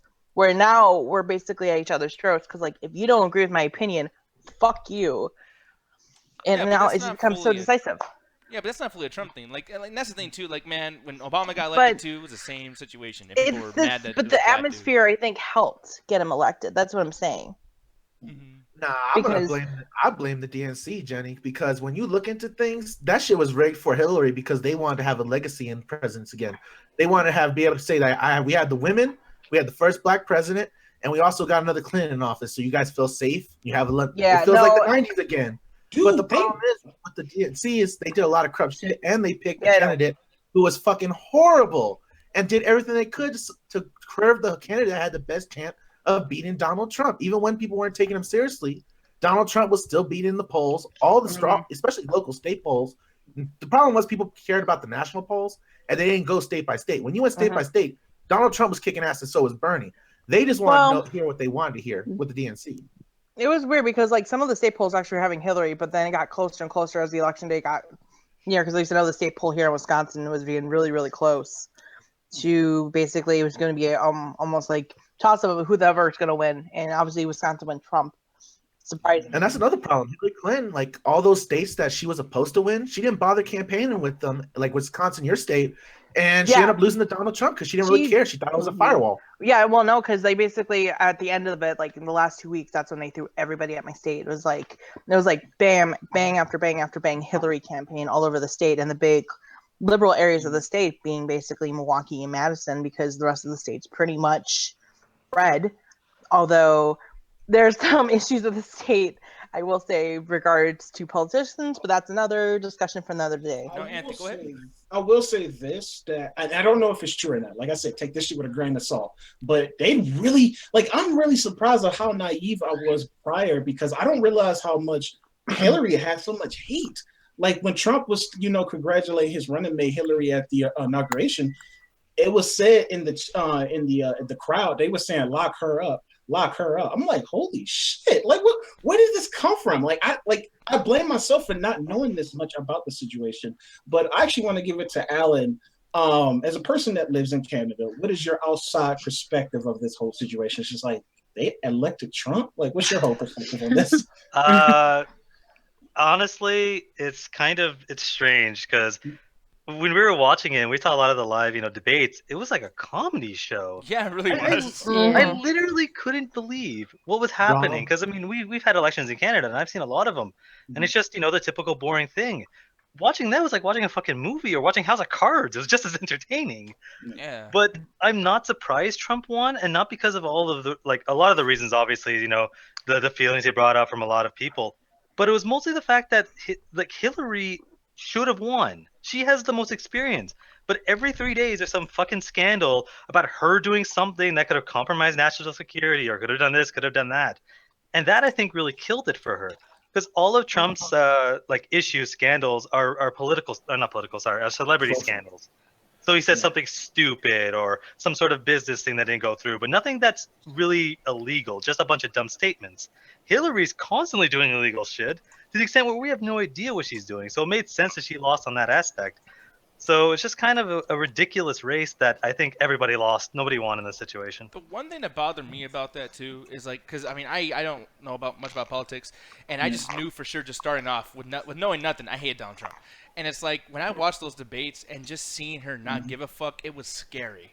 It was like when she's laughing, she's about to be the first female president of the United States. That's so history. Like, that's just amazing. Like, we've actually made it that far. A woman can be president. It's fucking awesome.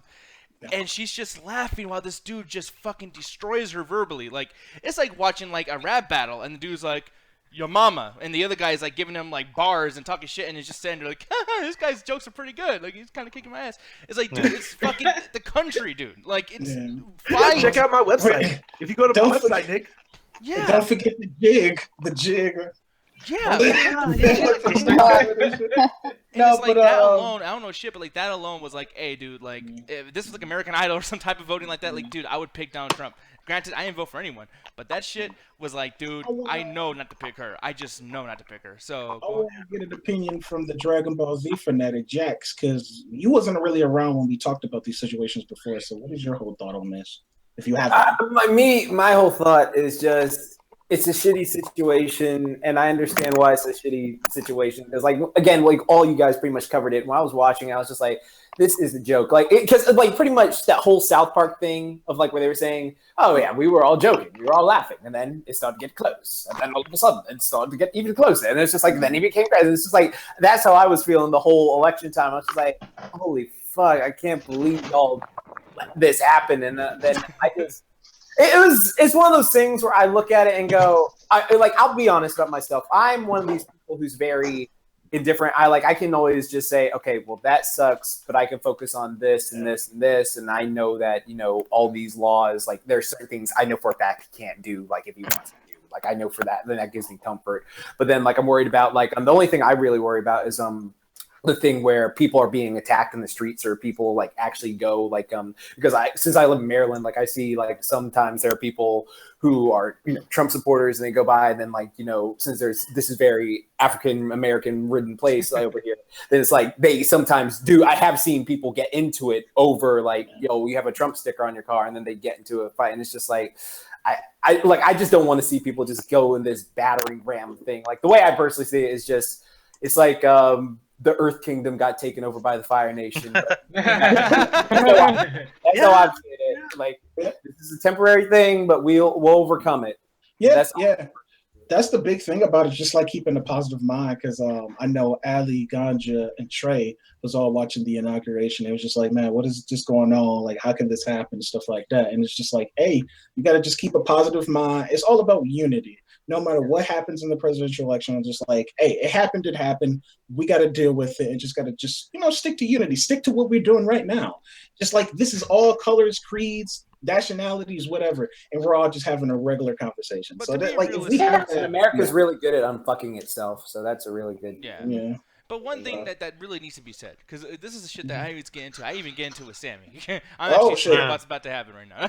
But scared. what do you guys think is gonna fucking happen? Like, do y'all really think that we're gonna like explode and like turn into ashes like Terminator 2 Judgment Day? Sarah Connor on the fucking fence, like, ah! Like that's the thing, Nick. It's just like I think it's a fear because like we kind of feared that after 9/11. I just think people are really like in Washington D.C. It was like protests and shit going on. Y'all gonna tire yourselves out before the actual fucking war actually starts. Yeah. So it's just like wait. They're burning down Starbucks. Like, dude, there was a fucking thing. What did coffee do to you? Like, so I'm on the side because I'm a pacifist. I don't care about war or nothing. I'm just saying wait until something actually happens.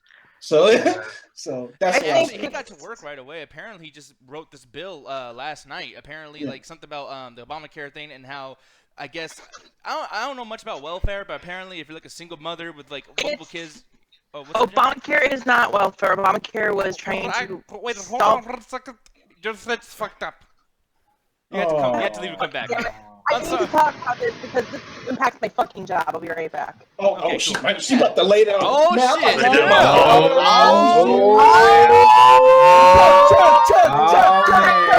Hardcore stuff. Hey, we're about to get black as fuck. About to get us back there. Live on PET, son. Live from New York. Hey, but before she comes back, I just want to take this time that MCA Ringside Hangouts are on Monday and Tuesday. MCA Ringside Hangout happening now. Jenny, you're back. Save us. Jenny, go ahead, girl. Okay, I don't even know what I just missed, but okay. So with Obamacare, basically, it was supposed to help with insurance. It's supposed to like give insurance to people and make it a little easier for people to deal with medical expenses because we know medical expenses are really, really expensive. Including drugs, and that's the aspect I deal with.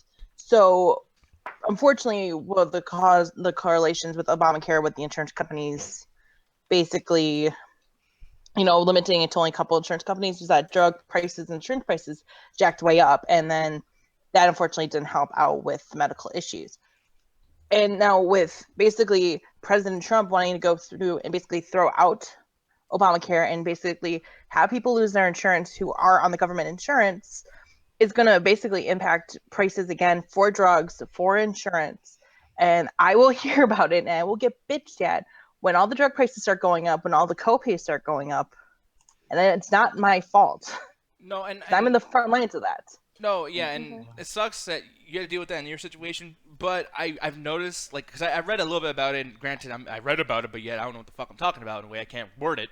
But basically, it helps poor people. If you don't have, if the husband or boyfriend ran off and you got the 2 kids going on, and you got to pay all these bills, there's like a fine that you get for some. I forgot what it was. Right, like an income tax fine. Nick, there's a difference because there is state assistance that's through Medicaid. Like there are different state programs, and it all depends on where you're at. If you're below the poverty level, if you're just above the poverty level, you can't get on state coverage. So basically, you're in this gray area where you can't afford, premium health coverage, but you can't afford the state coverage as well.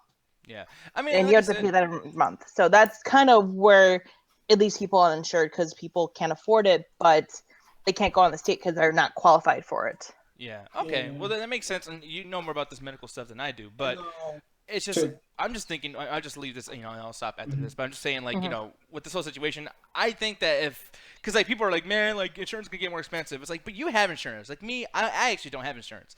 So, and it's just one of those things where it's like, if you have insurance, you already have it better than poor people living in the ghetto that don't got shit. Right, and I understand that because I work with a really big company that allows me to have really good insurance. But I understand there's people who are my age who are trying to get a career going, who can't afford it and are still living under their parents, like me. So, there's an issue for those of us in like the middle class and the lower middle class, so that are going to get left behind, it feels like. Is it bad that if I was president, I would take shit from people like us, like all of us on this call, I would take away from us and give it to the ghetto a little bit and like help out the single mom? My economic plan, And Nick. you know what? Actually, speaking about that, Nick, like helping out the ghetto or those type of communities, actually want to transition to Josh's community question because it asks about that. Because God before we had damn! What? Bro, What? that's a lot of words, man. That was dude, and that's the condensed version. Boy, Jesus, he sent you a fucking thesis paper. Even Allie's eyebrows like, what the fuck? No, I'm just joking. Josh joking. Let me get my reading glasses. Like I said, I had to condense this shit. This is the condensed version, but it's just saying when people say Obama was a powerless token or that he has done nothing for the black community, what exactly do you all think people wanted from him? What are some major things Obama could have done that hypothetically had a huge impact specifically on the black community? And also, where do you think Obama's presidency ranks among the other presidents in history? Can you say that again? So I was pretty much just saying, what can Obama do for the black community that he already didn't do, and where do you rank his presidency among other presidents? That's pretty much the layman's terms of it. Well, it seems that people are mad that Obama didn't quote unquote unify all of the races together. Oh my God! Holy shit! Anthony, what? Just continue. Just the show goes on. Okay. The show goes on. Can someone get a card for Anthony's chair? Every show. Nick, please tell me that was recorded him mid falling or something. No, it wasn't. I had no idea what was gonna fucking happen, man. Man, I saw that shit in the corner of my eye. That motherfucker fell. So, Kickstarter for Anthony to get a new chair. Okay. Yes, we need a Kickstarter for him to get a new chair. PayPal. Holy shit, Allie, go ahead, sweetheart. Oh my God, how am I supposed to follow that up? Alright, now go ahead. Okay, well, it seemed like people were expecting Obama to literally have no not segregation, but just no racism in America whatsoever. Like for everyone to be united as one, true and equally. It's like that's not going to happen in 8 years. It's just not possible. I think he did the best he could. I mean, where he was at when he took the presidency, we were in a really bad area, economically. And I think that he did the best he could to get us out of that. We're definitely better off than we were 8 years ago when, Bush was president. So I think people don't give him enough credit. I think people were really expecting us to be really thriving. Hey, the middle class is doing great. We can get all this stuff, no debt. He's like, I'm back. I'm good. You good, man? You okay? Don't stop on my expense. Ali was saying some good shit. She was saying some good shit. Yeah, but I think I think people really expect us to really thrive. Business-wise, everyone has a job. Crime rate's going to be at an all-time low. All of this stuff, and it's it's going to take several decades for us to get anywhere near that. Let alone racism's probably not going to die in for a long time. Yeah. It's always going to be prejudice somewhere.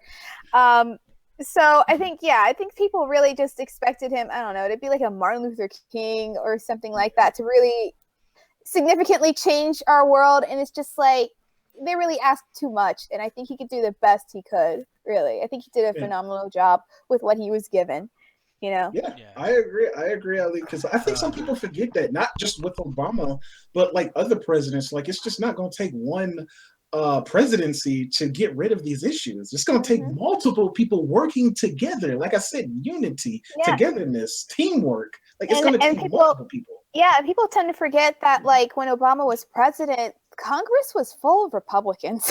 So it was really hard for anything to pass because you have a Democratic president, but then everyone who's opposing him is all Republican, so he can barely get anything done because he has all these people opposing him because they're on the opposite the opposite party, and they have different beliefs. So it's incredibly hard. It would have been a lot easier, I think, to pass a lot of things if he had a more democratic Congress, but he didn't.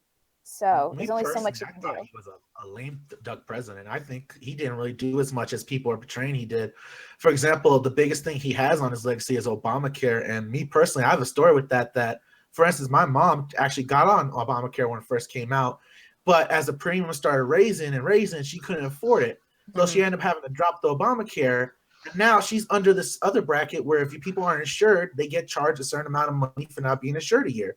So now people are being fined for not being insured, like if you're a dog or something. And my biggest problem with Obama is that a lot of stuff that he could have done through executive orders, such as shut down Guantanamo Bay, he didn't do. And you said that he had like a hardcore Republican Congress, when, as a matter of fact, the first year he was in office, he had the Senate, the House, everything. He had everything just like how Donald Trump came in. But he wanted to do bullshit compromise with Republicans. Meanwhile, the Republicans already said they weren't going to compromise at all. So what he ended up doing was going further to the right on all policies. That's how we got the bullshit Obamacare when we should have got.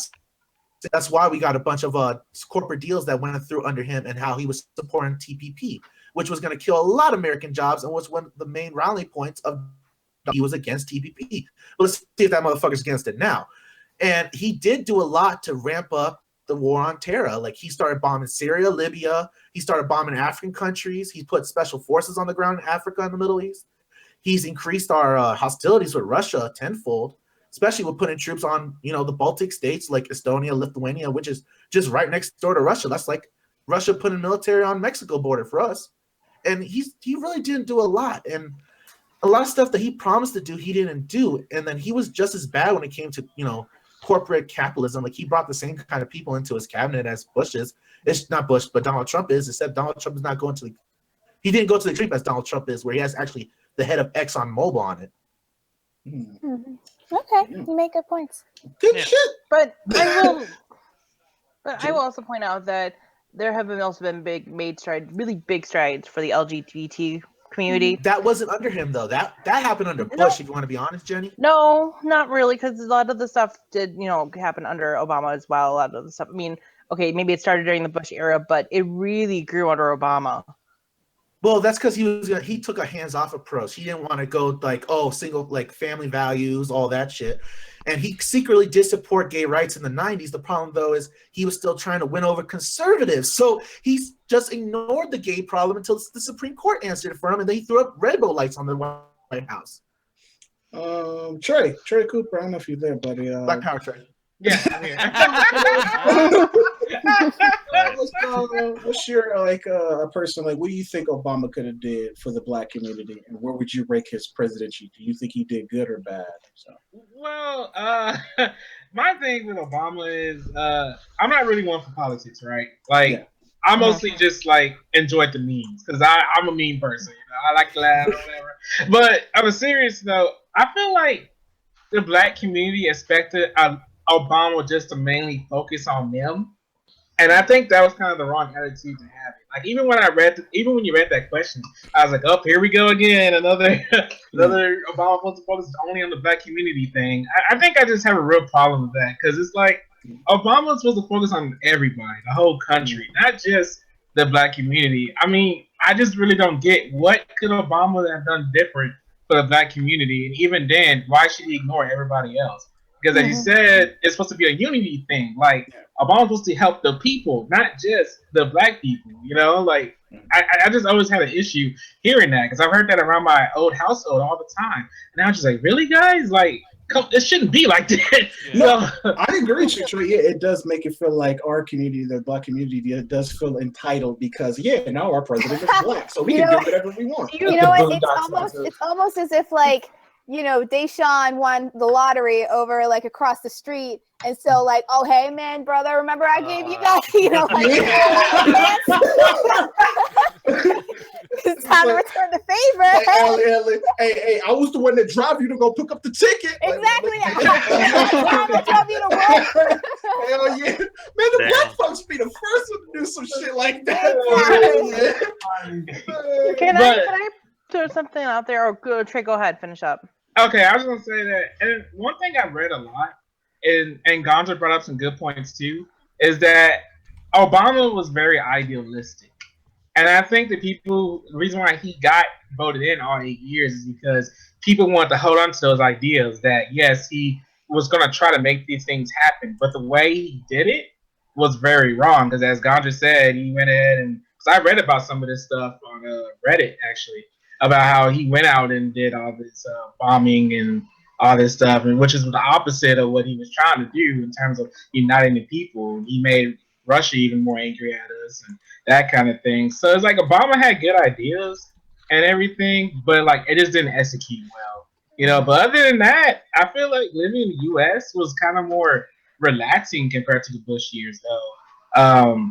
Living in this day and age, like it felt like almost like how it was back with Clinton. Like I know co-host said that back in the day on Phil, where it felt like Clinton years, and it's like, yeah, I was a kid then, but like living in it and seeing how people used to live during the George Clinton years, it was like, you know what? I kind of agree. It was more like a relaxing time. George Clinton, dude. I mean, dang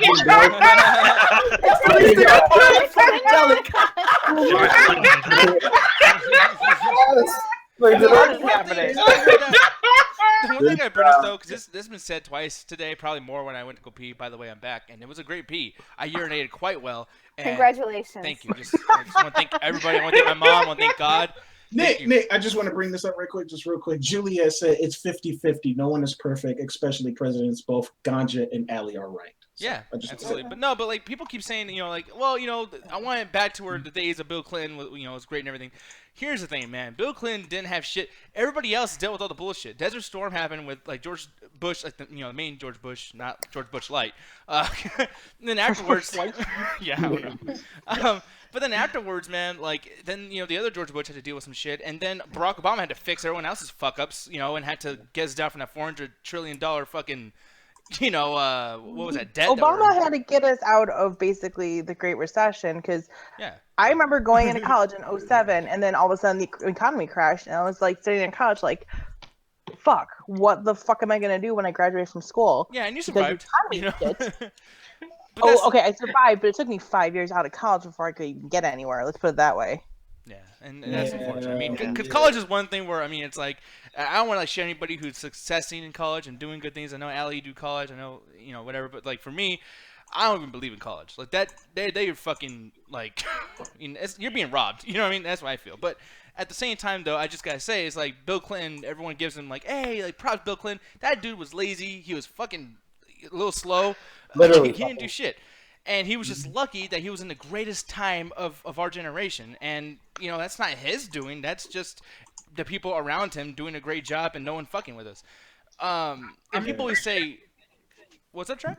I was going to say, I'm pretty sure that's what co-host meant when he said that, don't they? Like, I agree with you. I agree with everything you're saying, Nick. Like, that's why I felt like Obama didn't really do anything, but, it was more of a relaxing period for us. Because with Bush, he got us out. He's made us because we're in a $400 trillion debt, and it went down to $350 trillion. And I know Donald Trump brought that up during his debate, and kept he likes to blame Trump or Obama for everything. It's like, oh, we're in the debt thing because Barack Obama was president. Like he had nothing. Like it was like that before he even became president, like in 2007.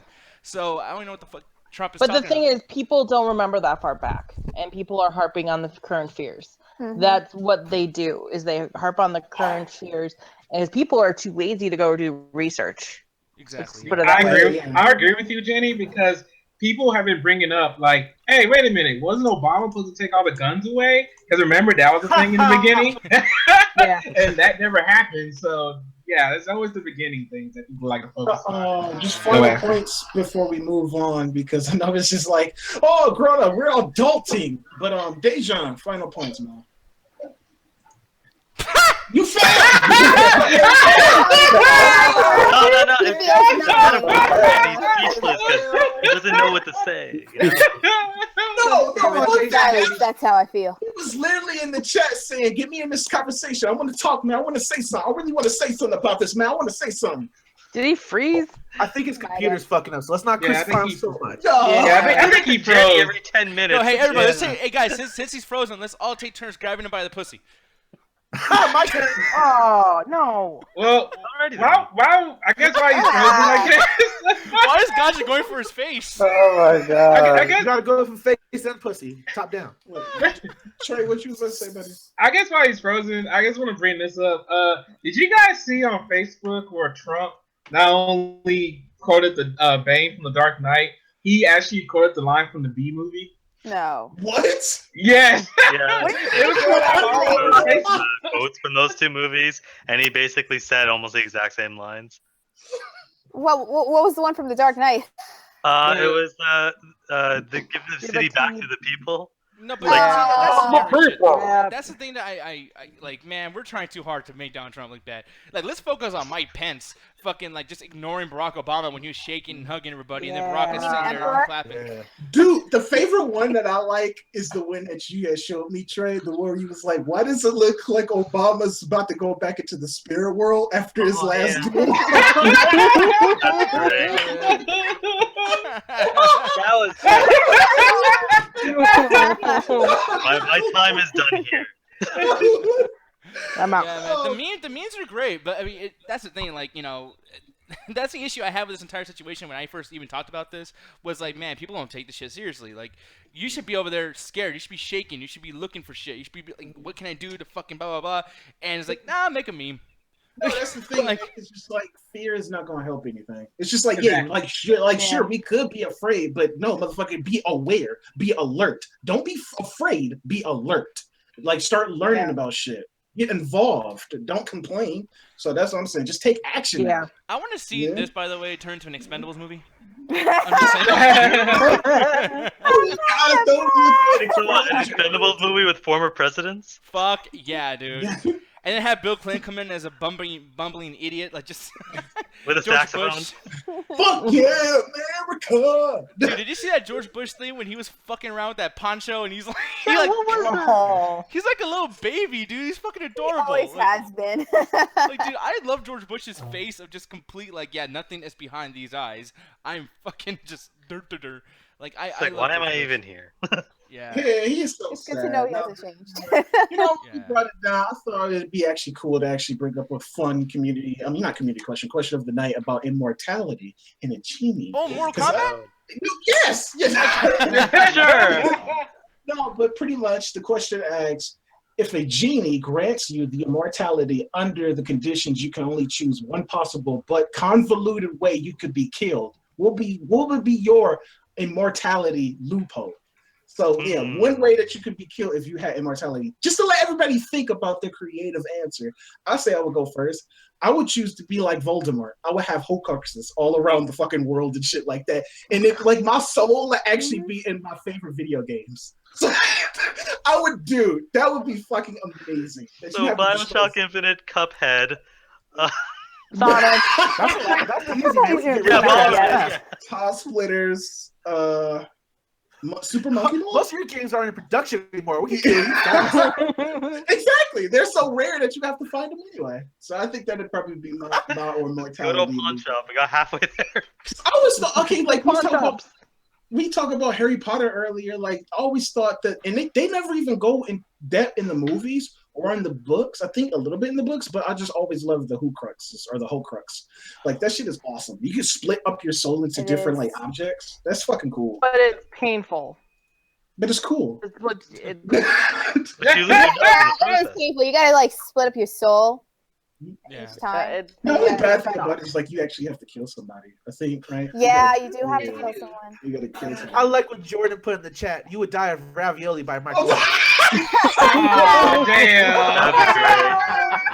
God, Jordan. That's a shame. I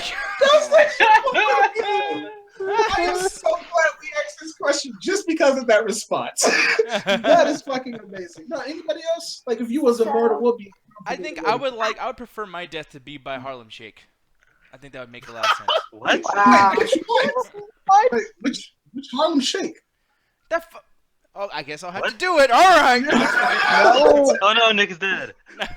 No, basically, no. You know those fucking memes or whatever, where like they're in the room and they're acting normal and it sounds Okay, that one, yeah. and then like yeah. Yeah. Yeah, Wow. by that. You know, like if I do the Harlem Shake, then I die because I don't deserve to live if I do that bullshit. Death by a fad that's 5 years old. Yeah, exactly. Exactly. No one will be doing it. And it's a perfect irony ending. Me, I will be immortal and I'll heal from anything, any injuries. Even old age doesn't affect me. But if I smoke one more joint, I die instantly. I will be immortal, but I can't smoke weed the rest of the time. You die. Wait, Ganja, is that not what currently you are? like No, I'm talking about I'll die if I. That's the way I'll die, man. If I fucking smoke. So to be immortal, I gotta quit weed. That'll hurt. Oh yeah. Damn, he actually made it difficult for himself. I like you, Butcher. That's respectable. Yeah. Hey, that's usually how shit goes in fairy tales, man. They don't make it easy. You got a point. Hey, you got a point. Allie, you got one? Yeah, so Nick, you're gonna love this. So what I would do is I would do it the Dorian Gray way. So I would have, I would have a portrait of myself, and I would lock it away in like the most like obscure area, like in Antarctica somewhere, like 80 feet below the ground or something, or 80 miles or something like that. Yeah, and just like lock it away forever. So like, but if anyone finds that picture, we like just have to destroy it, and I'm dead. Actually, you said Nick, you're gonna love this. I thought you were gonna say like, oh, like death by foot, foot injury. Oh, the all spark is in your right foot.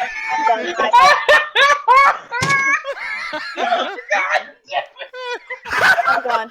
Oh my god, you weird thing. Oh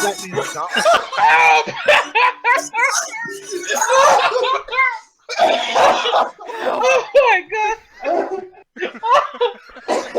Hey, you can be okay. Fucking crying.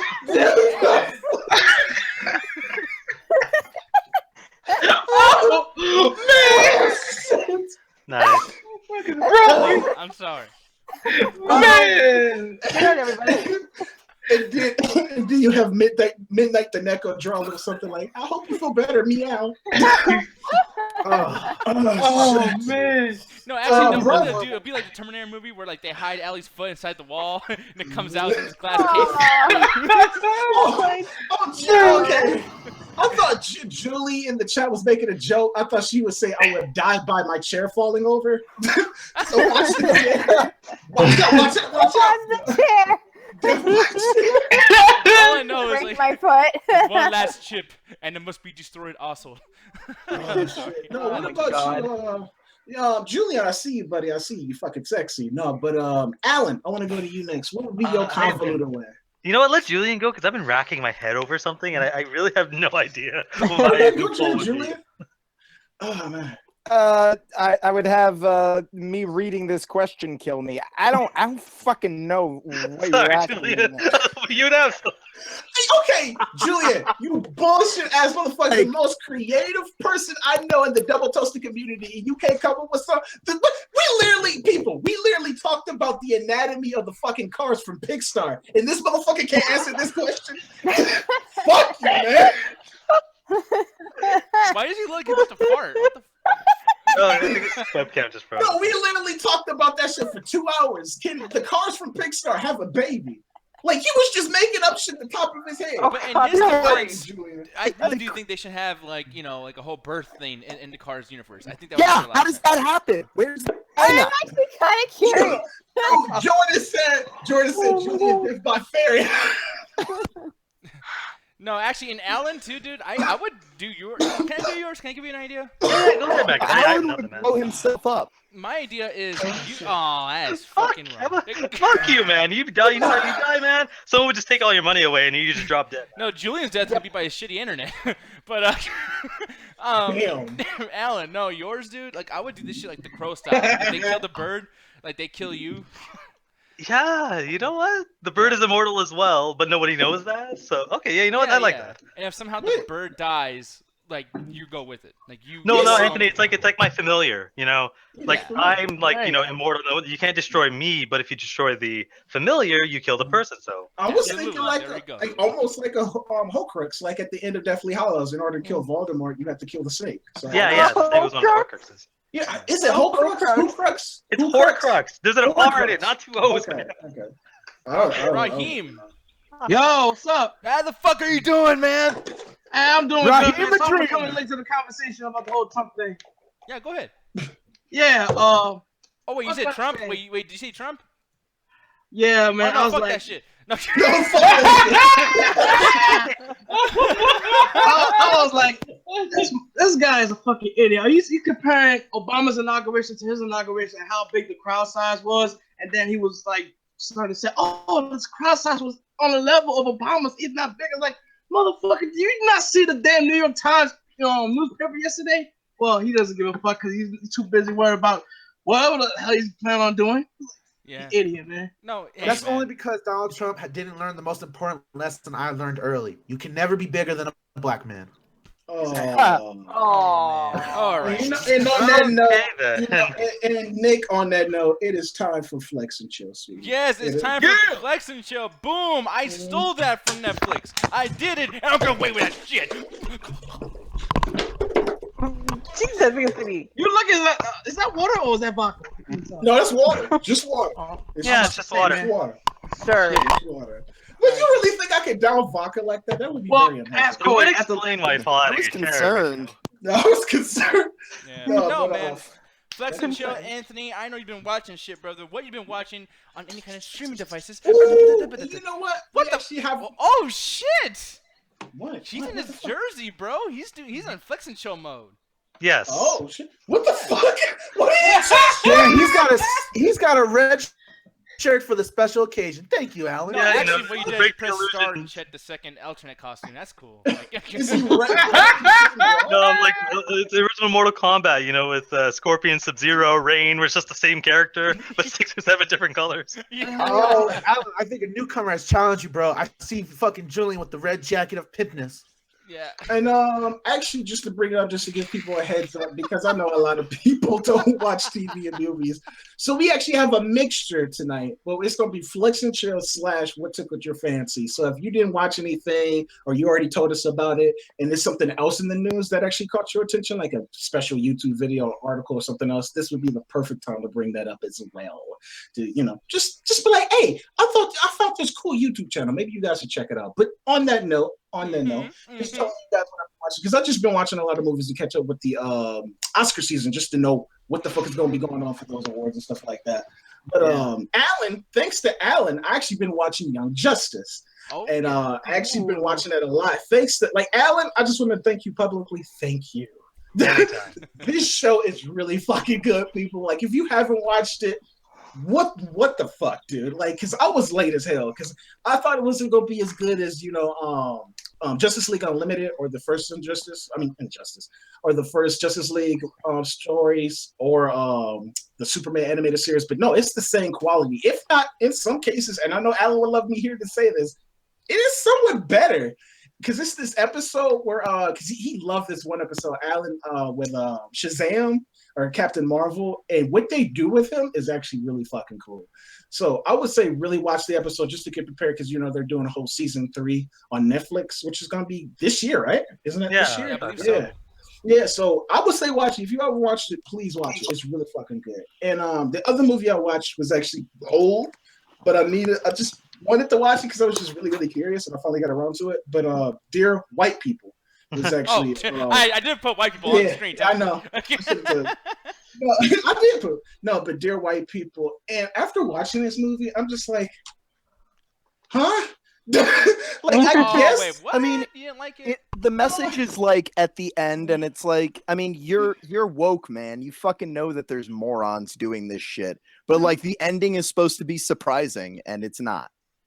Yeah, and I like how at the very end they show people during these parties across the world and stuff like that, or across the United States rather, and that was cool. But it's just it goes back to that whole thing of why I say angry black people. It goes back to what we were saying about the whole Obama thing. They feel entitled to something, or they got to debate something like that, and it's just the message is really weird. It's really weird. The message is really weird, and the guy from Everybody Hates Chris actually plays in it. And I really felt like he was underutilized, because in the movie he just does a whole lot of looking and stuff like this, looking weird with that afro. I'm just like, maybe you could have used him a little bit more. So I don't know. It was just really weird. I will say that the other girl, what is her name? Tessa Thomas? I want to say that's her name. Thompson? Yeah, Tessa Thompson. Yeah, she actually was really good in the movie. Oh, wasn't she in Chirac as well? I don't know. I don't know if she was in Chirac. I didn't see Chirac. Yeah, I don't know. I need to put that on the list.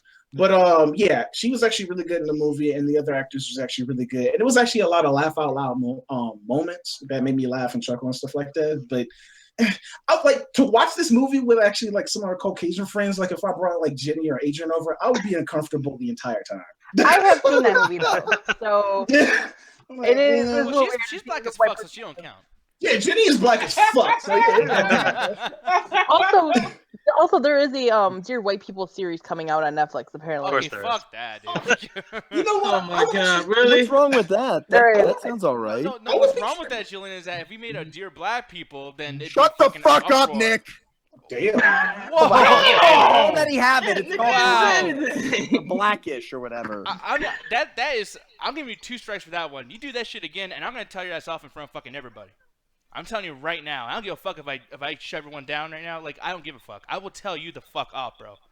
Relax. I'm Go fucking on. around. Anyways, Anyway. Damn. I like how you calmed your voice down too, you fucking pussy. Like, shut the fuck up next time. Go on, Anthony. Say this for the ringside hangouts every Monday.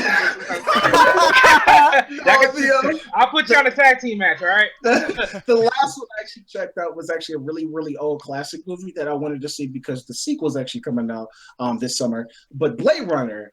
And this movie is really good and a classic, and you can see a lot of inspirations. Like, it even inspired one of my favorite games of all time, Toasties 2, in one of the levels. Like, you can see it had inspiration on a lot of animes and stuff like that. You can see that.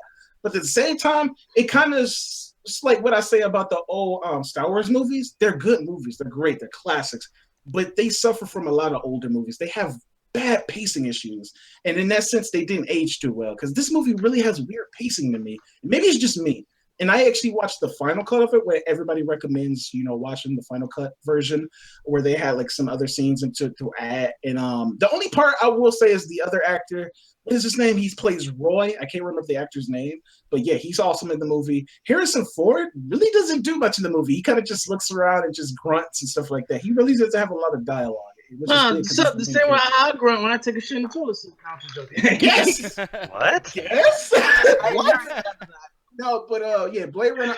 I recommend watching it because it is, put on the pedestal of one of these like all-time favorite movies and stuff like that. It's a classic, so I would say watching it, but it's like I said, just meh. Like I would never see myself watching it again. I wasn't blown away by it. And maybe it's just the time difference. But you can tell that shit inspired. No, you can tell. No, you can tell. It inspired a lot of shit like that. And I really understand, because like this is a slight broiler, but this is like a fucking old ass movie anyway.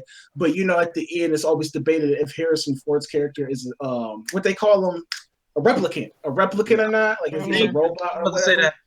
Yeah, and I actually wonder if they're going to explore that in the sequel, which is Blade Runner 2096 or something like that. I can't remember. 2049. Thank you. But yeah, I wonder if they're going to explore that in the sequel. So I'm actually just curious because, like I said, it's like left ambiguous if he is or not in the original movie. So I'm just really curious to see where that goes. But yeah, the pacing's kind of weird. And that's all I really. Oh, and one last thing. This hasn't come out yet.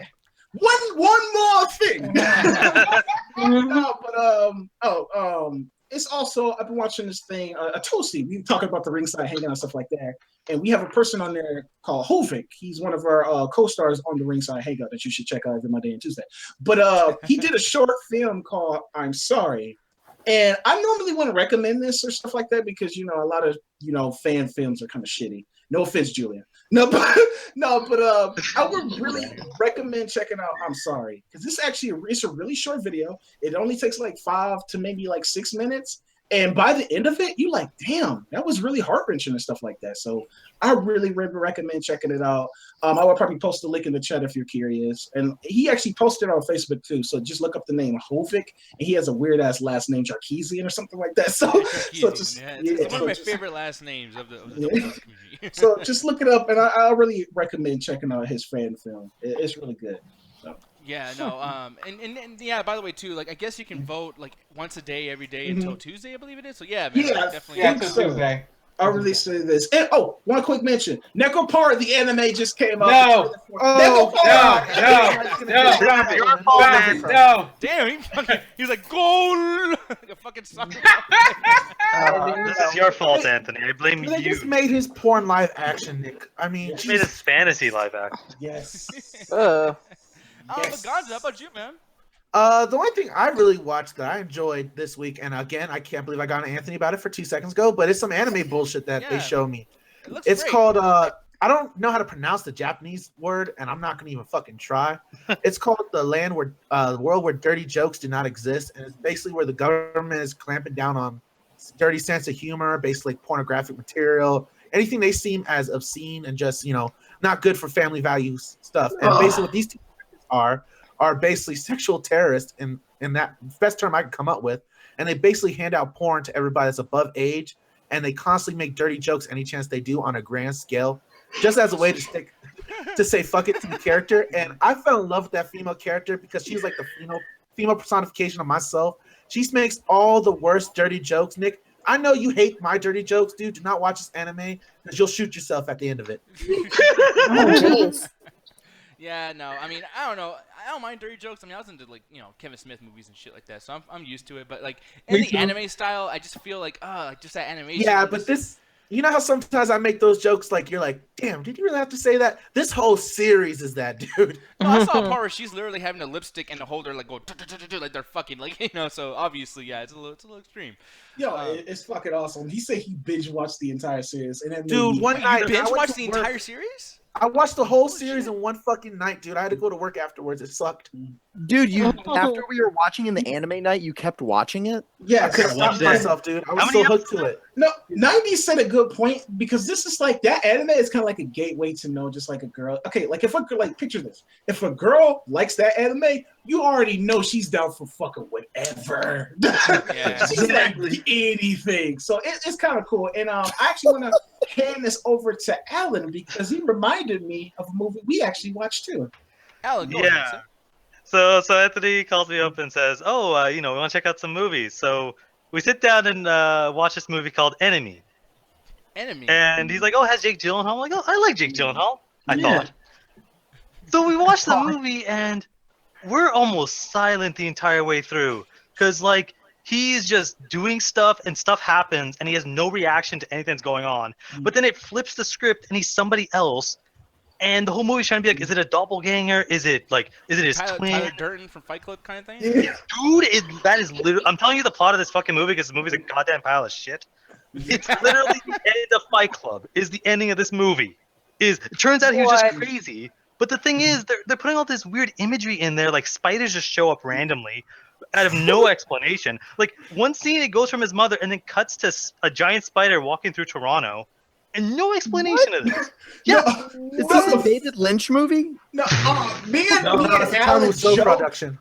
Alan joked because he was like, "Julian, this sounds like the perfect movie for you, man." I mean, it has a giant spider, man. That sounds sick. And yeah, the movie ends and doesn't explain anything. The only reason me and Anthony have any idea what the fuck the movie is about is because we went out of our way and found a YouTube video that was like half an hour long that went through detail by detail in this fucking movie. Sounds like a good use of our time. He's not lying. We literally had to watch another movie almost to understand the movie. He's like, it was like, and it's kind of weird too because every day I wake up, I'm like, okay, I like it. I see where Alan is coming from, and this kind of like weird in certain areas. And then other days, I'm like, damn, that actually is kind of smart. Once I seen the video explaining it, but I'm just like, I don't know. I'm kind of mixed on it. Like, I'm glad of what the things it was trying to communicate.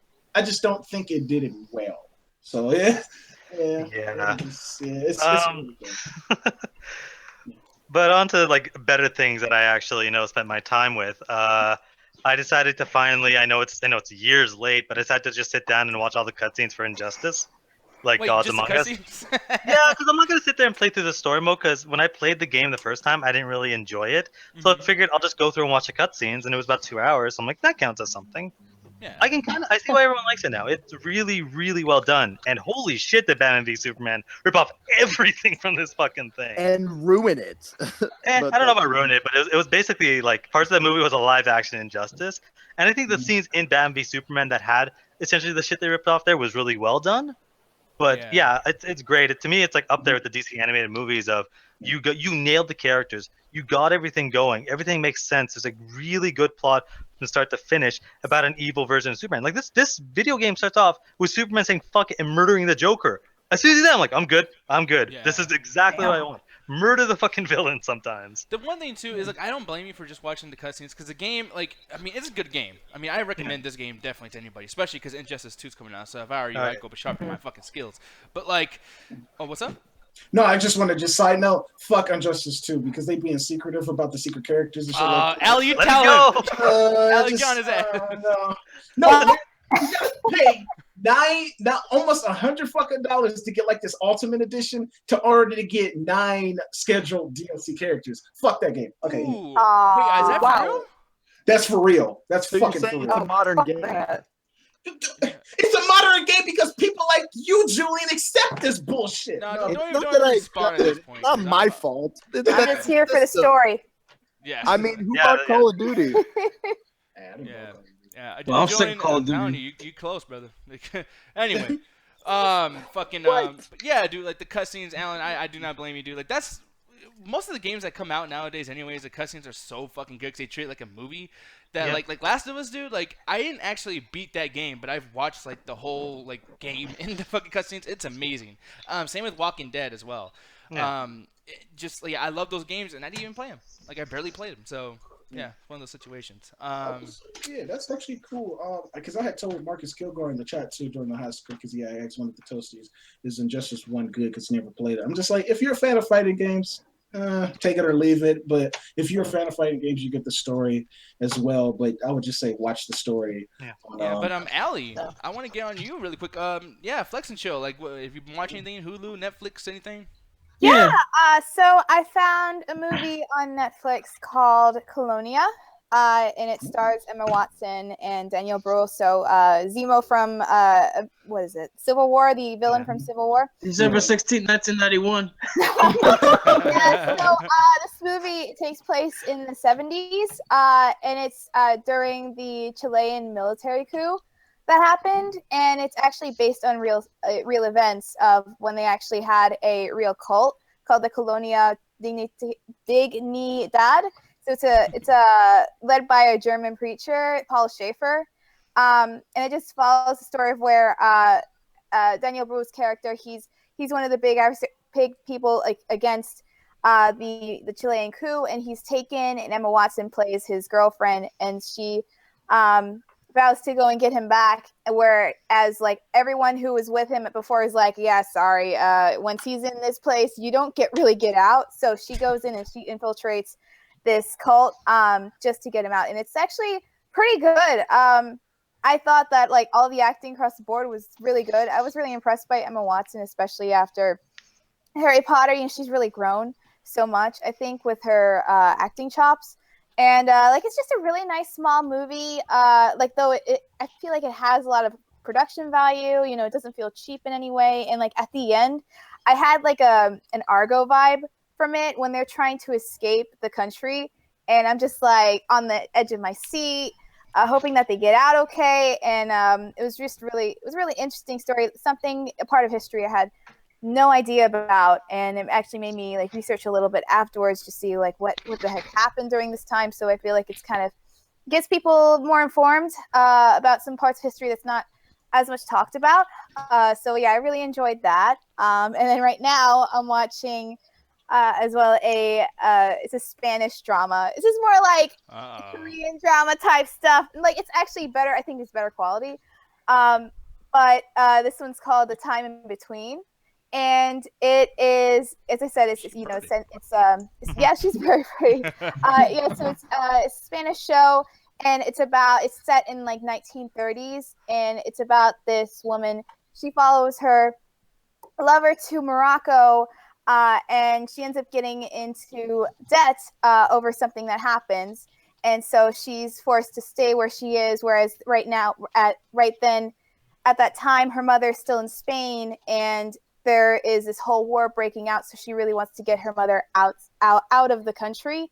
And so she has always been this dressmaker. That's really all she knows how to do. So she opens the shop, and she gets all of these different clients. And then one of her best friends that she met from her being a client ends up being associated with the Nazis, and so it's like it kind of gets really interesting from there. And I'm currently still watching it, but it's actually. You love your period pieces, by the way. I really do. I love period Yeah. pieces. Really. I have to always like.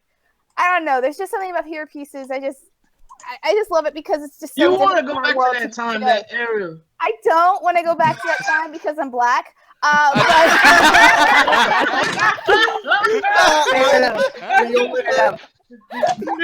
Well, you light skin, so. I would still have trouble. Damn, Allie, man, Rashad came at you with like a fucking sword. You was like, bitch. Dodge that shit. By the way, that's Raheem, not Rashad, man. That was Raheem, but.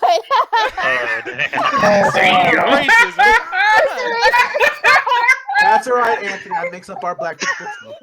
I know, yeah, I fuck him too. Oh I do man, that this is every going time. downhill quick. Oh. Yes.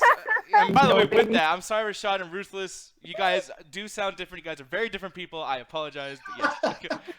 That's the worst two black dudes who want to get mad at you. Yeah, go ahead, though, Allie. No, yeah. So I do actively look for period pieces on Netflix. I'm not gonna lie. Like I already have like several things saved on my like to watch list. It's like all period pieces. I'm just going through and seeing if I'll like it or not. I don't know. I love the production of it. Like just the way they make the clothing is just so different from our time period. So I just feel like it's just cool to see how accurate they are and everything, and especially I'm really interested in history like Ganja is, so I just really appreciate historical accuracy as well. So I mean, obviously I know that one of them I mentioned is really more like dramatic and didn't really take place, I mean, except like loosely it did, but still, yeah. So those are the two that I've really found. Obviously I can mention like Taboo. I started watching that came on FX with Tom Hardy. It's on the second episode now. Like that is really awesome. That's new. Period piece as well. Yeah, Adrian's watching. Yeah, it's a period piece, ironically, but it's just a new show with Tom Hardy in it. I'm like, okay, you got me. And it's still getting into the swing of things, but I really like what they're setting up, and it's like a lot of mystery around everything that I can't wait to be, unveiled, hopefully. So I don't want to get into too much spoiler territory on this other movie you mentioned, the time in between, but way is she putting up her ass in this particular scene right here? That looks really strange, man. Like I don't know, maybe it's on the wrong frame. Like, no, she wasn't. She was like checking her hosiery, her tights. But the guy walked in, he's like, "Damn." Yeah, I know. That guy is, man. That's the guy who funds her out of her money in the show, and like that guy is just a complete jerk. She at the time in that particular part in the story, like she's with someone, like she's about to be married, and this guy comes along like, "How you doing? I see you." Like he really was hitting on her hard. Like, I know you're with your fiance, but I'm still gonna try to get you. Sounds like dang. Well, I got something she could put up her ass. Oh, okay. Hey, stop my jumps now. Don't do that, bro. I want to jump this actually to Raheem. Have you been watching anything live streaming on the show, or on Netflix, Hulu, or anything, man? Oh my god, I've been binge watching, man. I just Damn. Maybe I should get on. Maybe I should watch it on Taboo. Maybe I should, but I've been seeing the commercials lately. I'm getting this Jack the Ripper vibe or something. I don't know. That's just me. From Taboo? So, I mean, what's the show? Or the show? Wait, is it from what are you talking about with the Jack the Ripper? No. I'm saying the whole vibe of the marketing for the FX show you've been talking about. Oh yeah, it's in the 1800s, so I can see how you can feel. Yeah. Yeah.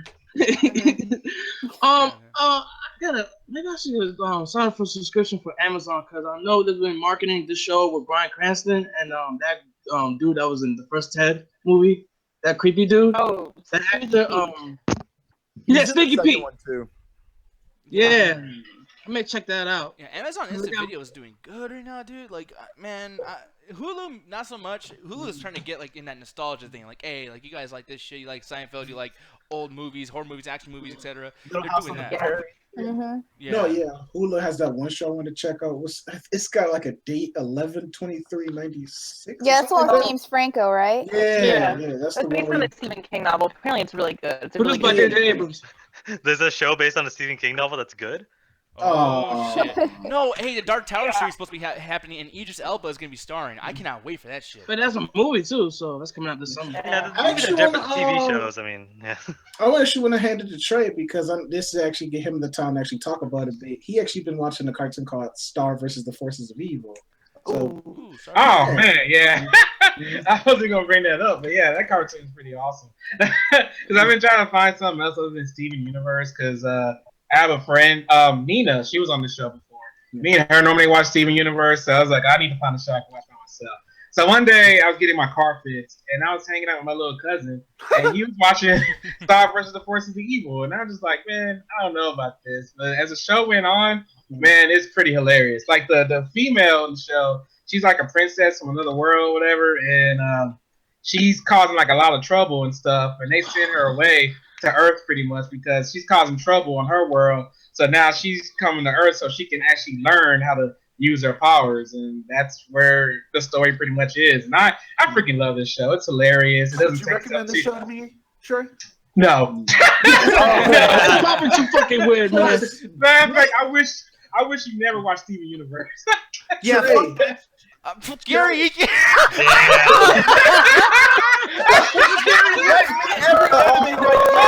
That sounds about right. wait, Nico. No, get Gary, out of here. No. listen to his words of wisdom. Gary, you're the shit, bro. What? I fucking love Gary, man. That guy is great. Trey, that theme song though. That theme song. Yeah. Oh man, I would just say look up the theme song for Star versus the Forces of Evil, and it gives you that nostalgia feel as like the old cartoons when they had intros and stuff like that. It's really, really great. Yeah, I think that's why I like it because it's very 90s-esque in a way, Yeah, and that's what Mason really likes that show. I love this animation. This is the kind of style that I really like. It kind of reminds me of Gravity Falls. The whole Gravity Falls. Yeah. I love that kind of animation. Yeah. Anybody else? Jenny? I have a few. Jenny, go ahead. I have a few. Oh. Well, I just Wait, got I'm to- so sorry, Jenny. Please, I promise, girl. I'm not trying to be a dick, but that shit's fucked up. It hurts me to do that. It hurts me to do Wait, that. watch wait, what? Go ahead, Trey. Okay, I guess I'll say another one. I've really been binge watching Dragon Ball Super. I was Dragon Ball Super is super great, man. It's like I super hate great? it. Yeah, I caught that too. Oh god, I can't believe I did that. That sounds like some Frosted Flakes commercial shit. Oh, super great. But Dragon Ball Super recently got a dub, and like the dub's pretty good. I'm still watching the sub. Like it's pretty much in between like the ending of Dragon Ball Z and after Majin Buu, and the very beginning is pretty much the recap film. So I used to hate on the show so much, but then after that, like they got to a tournament arc, then they got to like an evil Goku arc, and it's just like everything after that has just been freaking amazing. And they just came out with some news about the next arc that has me hype as hell. I'm not gonna spoil it, but like Dragon Ball Super has been an amazing experience from hating on it to loving it right now. So yeah. Yeah. Jenny, go ahead, Jenny. Okay, I think the reason my mic fucked up is because I don't talk and then. Just you know what, Jenny, go ahead. It's still fucked up, but I'm gonna just let you say what you think. Just make it kind of short. Good girl. Okay, I'll make it short because I had a few, but I guess the big one is going to be Sherlock season 4. Oh, I which still have to watch that. Yeah. just I finished forgot up. it. Yeah. Yeah, I know it's 3 episodes because that's what it is, but every episode's 90 minutes long because they're basically like movies. However, there is a lot of fan hate over the last episode of the season, which I do not get. Like, they want, like, the fans are getting missions, like, the show should be canceled, all this shit. It was like, dang, what the fuck? It's like, I thought it was a pretty decent episode. The season's not as good as, say, like, season 2. I wonder if a lot of it is because it's been a few years since the show's been on, because they've been busy making movies and stuff, but I don't know. But I thought it was a pretty decent season overall. That's good. Before we wrap it up here too, because I said other things too, and if you can throw out some other ones, guys. But I've been on this whole indie game spin. I've been playing like so many indie games. Julia, I finally got a chance to play Super Hot. You overhyped that game way too fucking much. That game isn't all that. It's not all that. It's fun. It's great. It's not all that. Like you hyped that shit up like to like 100%. To me, dude, that game like delivered an experience that I wanted, and I don't know. I thought that all the modes that are available, like you beat it and it just keeps changing, and the lore like evolves. I don't know. I love how the game ends. If you finish it, maybe you'll feel differently about it. I'm with I was Anthony on this one. surprised that the game actually had a story. But you know what, Julia? I actually have an indie game to actually recommend to you myself. Yeah, I actually put it in the chat right there too. But it's the game I actually been playing. Most of the MCA career has been actually seeing me play this game. But it's a game called Downwell that you can actually download for mobile, or you can play on Steam and PC. But it's pretty much just like combo-based game where you like the objective is to go down this like well and actually rack up a combo. You can actually get other power-ups to get like different types of shots when you shoot the enemies. Ooh, this looks badass. No, it's fucking fun. Like It's like a really Metroid game. It's kind of just like easy pick up and play too. Like you can just like pick up and go on the game. I like games like that. And you see this too. They actually have like templates where you can actually make the game look like an old Game Boy game, or you can make it look like a Virtual Boy game, which is kind of a small thing. But I fucking love that. Like the gamer in me, like the nostalgic gamer in me, that's fucking cool to me. But yeah, the game besides that is fucking cool. It's No, like really, really even like when he keeps going like the like that thing Yeah. he's doing, he's jumping up. Like I can imagine like using the controller to do that, and it looks like it feels good. Like you know what I mean? Like you know when certain games just Just feel like good? vibrates every time that happens or something. Yeah. On the controller. Yeah, the rumble. Yeah. No, it feels like it feels amazing. It plays amazing. And I also been playing Hyper Light Drifter. Has anybody heard of that? I actually posted it on Facebook as well. Like the pixel art of that game is amazing. 90s actually got me to play it. And I love Hyper Light Drifter. It's actually a really good game. It's kind of Zelda-ish. So like in that regard, I would recommend it to Alan, but Alan is a lame, so he doesn't play these type of games. No, Wow, this looks fucking beautiful though, man. no, the pixel art is fucking amazing. Like I love the pixel art in this game. What's this one called? Yeah, It's called Hyper Light Drifter. And 90s was actually, like I said, 90s was the one that actually got me hooked up to it because he was actually following it. He was really hyped. He played the demo. He thought it was cool. But when he played the full game, he was kind of like, meh. So I was just like, you know what? I actually want to see what this game is about. I started playing it. I immediately fell in love with it. And it is a little bit like the game does not hold your hand. Like in a sense, it is Zelda-esque. You got to find out what you got to do. You got a dungeon crawl and look through like these dungeons and stuff on your own to find. And the story unravels as you go through the game. But yeah, it's really fun. And like I said, it looks fucking pretty. And plus, just a side note, just on one quick thing, the story is actually about like this drifter that's actually looking for like this cure of a virus because in the game you see him coughing and stuff like that. And it's kind of funny because this is a perfect example of like life imitates art or whatever the phrase is because the developer, the creator of this game actually has a heart condition. And that's why the video game studios is called Heart Machine. But yeah, he actually has like a heart condition where he can like pretty much just die whenever. Like he doesn't know, his life is really uncertain. So he used that pain to actually create this game right here. And it kind of is funny because it kind of goes into like with Trump, like the whole Trump thing. Like granted, a lot of people don't like him, but use that anger, use that pain, that passion to create beautiful art. I mean, this is what this guy did. So why not all of us? Amen. Yeah. Exactly. Nah, man. One thing to talk about video games, I'm just gonna put this out there. I played Battlefield 4. I fucking hate that game. That's Okay, did you play the campaign or the multiplayer? The campaign. Multiplayer is actually not too bad. But Okay, it's yeah, just, one won't fetch you. Go ahead. Yeah. No, multiplayer. You know, it's your typical shooter, and it's fun. You know, it's cool. I have so much of those. It's like whatever. But like, dude, that campaign, man. Like, just I spend hours, and maybe hey, I don't play games that much anymore. Maybe I fucking suck. But it's like when I lose and I gotta start over and watch cutscenes all over again. Motherfucker, those tank missions, bro. Those fucking tank missions. Like, dude. They give you no option to skip? No. Oh, I hate that. Yeah, I don't hate that too because it's like you should earn going forward and everything. Like I understand why they didn't, but at the same time, it's like for missions like that though. Like Jenny, I agree with you. That's just fucking too They much. should at least give you an option to like skip ahead. Generally, they do, but Yeah, like I know, like Devil May Cry will be like, hey, like you're a pussy. You want to skip this? Like, you know what I mean? Like, I know some of the Mario.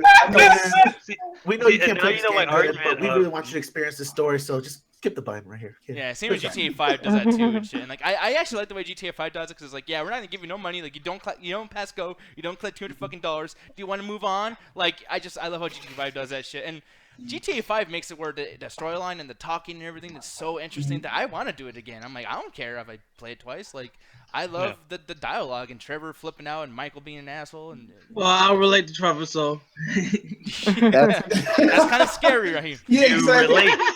Kind of scary. Wow. Trevor.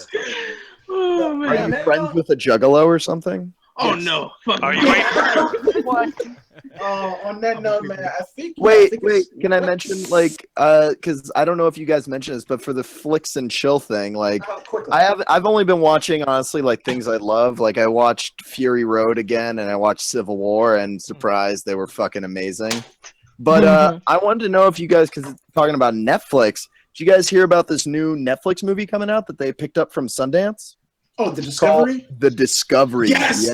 We talked about it. Does everyone know what that shit's about? Because that looks fucking amazing. Thank you, dude. That is Man, such Julie, a cool what was you on the midweek? Because we talked about this. I was fucking working. like drooling over that premise. Sounds fucking cool. I'm pissed I didn't think of it, honestly. But for context, yeah, pretty much The Discovery is about this Netflix show where No, it's a movie. Oh, movie! Oh, it's a movie. I thought it was gonna be a show. No, it was from Sundance. It's a movie about that they scientifically prove that the afterlife is real. Yeah. Okay. Yeah, it is. Oh my Fucking god! And it seems like people are killing themselves to actually get there. Yeah, people start committing suicide by like the millions. Oh my god! I just really recommend people go check out the trailer. But you know what? Yeah, wrap it up. We're gonna talk about that in the after hours because Nick, it's time to wrap this shit up. Oh yes, it is. What's that thing you always say? Last round for the fucking. Yeah, last call on bullshit and good times, my friend. No, but people, like I said, check out the midweek, which we just plugged. Check out the Ringside Hangouts, all that good jazz. The YouTube channel. I think they're at 225 subscribers. Yeah. Maybe we can get on that. 222 or something. Yeah, we're gonna just increase. And maybe we can get on that Creators for the Rise. Maybe the Midnight Cheddar Tech will be on there on the trending tab. Yeah, but maybe not. Maybe not though. Yeah, maybe most likely not. Most likely not. They're very niche community. No, we don't need that shit, man. We got our community right here. Man. We don't need it. We got this community, man. Damn. No, but Too fast, Anthony. Too fast. Slow down. One more thing I gotta say. The whole Fuck cereal Donald thing. Trump, sir. I have nothing to say about that. This whole cereal box thing that I mentioned, that Colin show during the week, man. Danielle, man, I'm disappointed in her, man. She insulted. I mean, I love cereal, you know. Okay, but Wait, she insulted cereal or? Yeah, she insulted dudes who eat cereal. Like, we'll talk about that in the after hours. Yeah, but... I'm like, what the fuck is this? No, actually, it really did piss me off. Me and Raheem, we'll talk about that. But hey, ladies if you guys want to talk you're about not a that, man if you eat Frosted Flakes. No, but hey, speaking of talking about that shit in the after hours, things get lit in the after hours because there is no rules and there's no need to be professional, etc. We just fuck around and have a good time. So if you guys want to be part of that, it's some exclusive ass shit, and sometimes it's better than the show. So get your ass to the after hours. And sometimes we play Quiplash and stuff like that too. So maybe you might see that tonight. Also, Anime Night is next week. So right after the midweek, we're gonna be doing Anime Night, and it's gonna be fan choice. So you guys get to choose. If you guys show up to the Anime Night, we're gonna go through you guys. Hey, you pick an anime. Oh, you don't got one? Fuck you. You pick an anime. So yeah, that's what we're gonna do. It's gonna be fun. It's gonna be fun and shit like that. So with that being said, it's time to say our mantra. It's time to say our slogan on three. Attack. What the fuck are you doing on your shit? Yeah, what the heck? It's time to go jack. I want to hear him say this shit so I can go jack off. In that case, everyone attack the Clear your breath. 1, 2, 3. Attack the chat. Ringside Hangout. Ringside Hangout. Meow, meow, meow. What the fuck? Every Monday, Tuesday, sometimes Friday.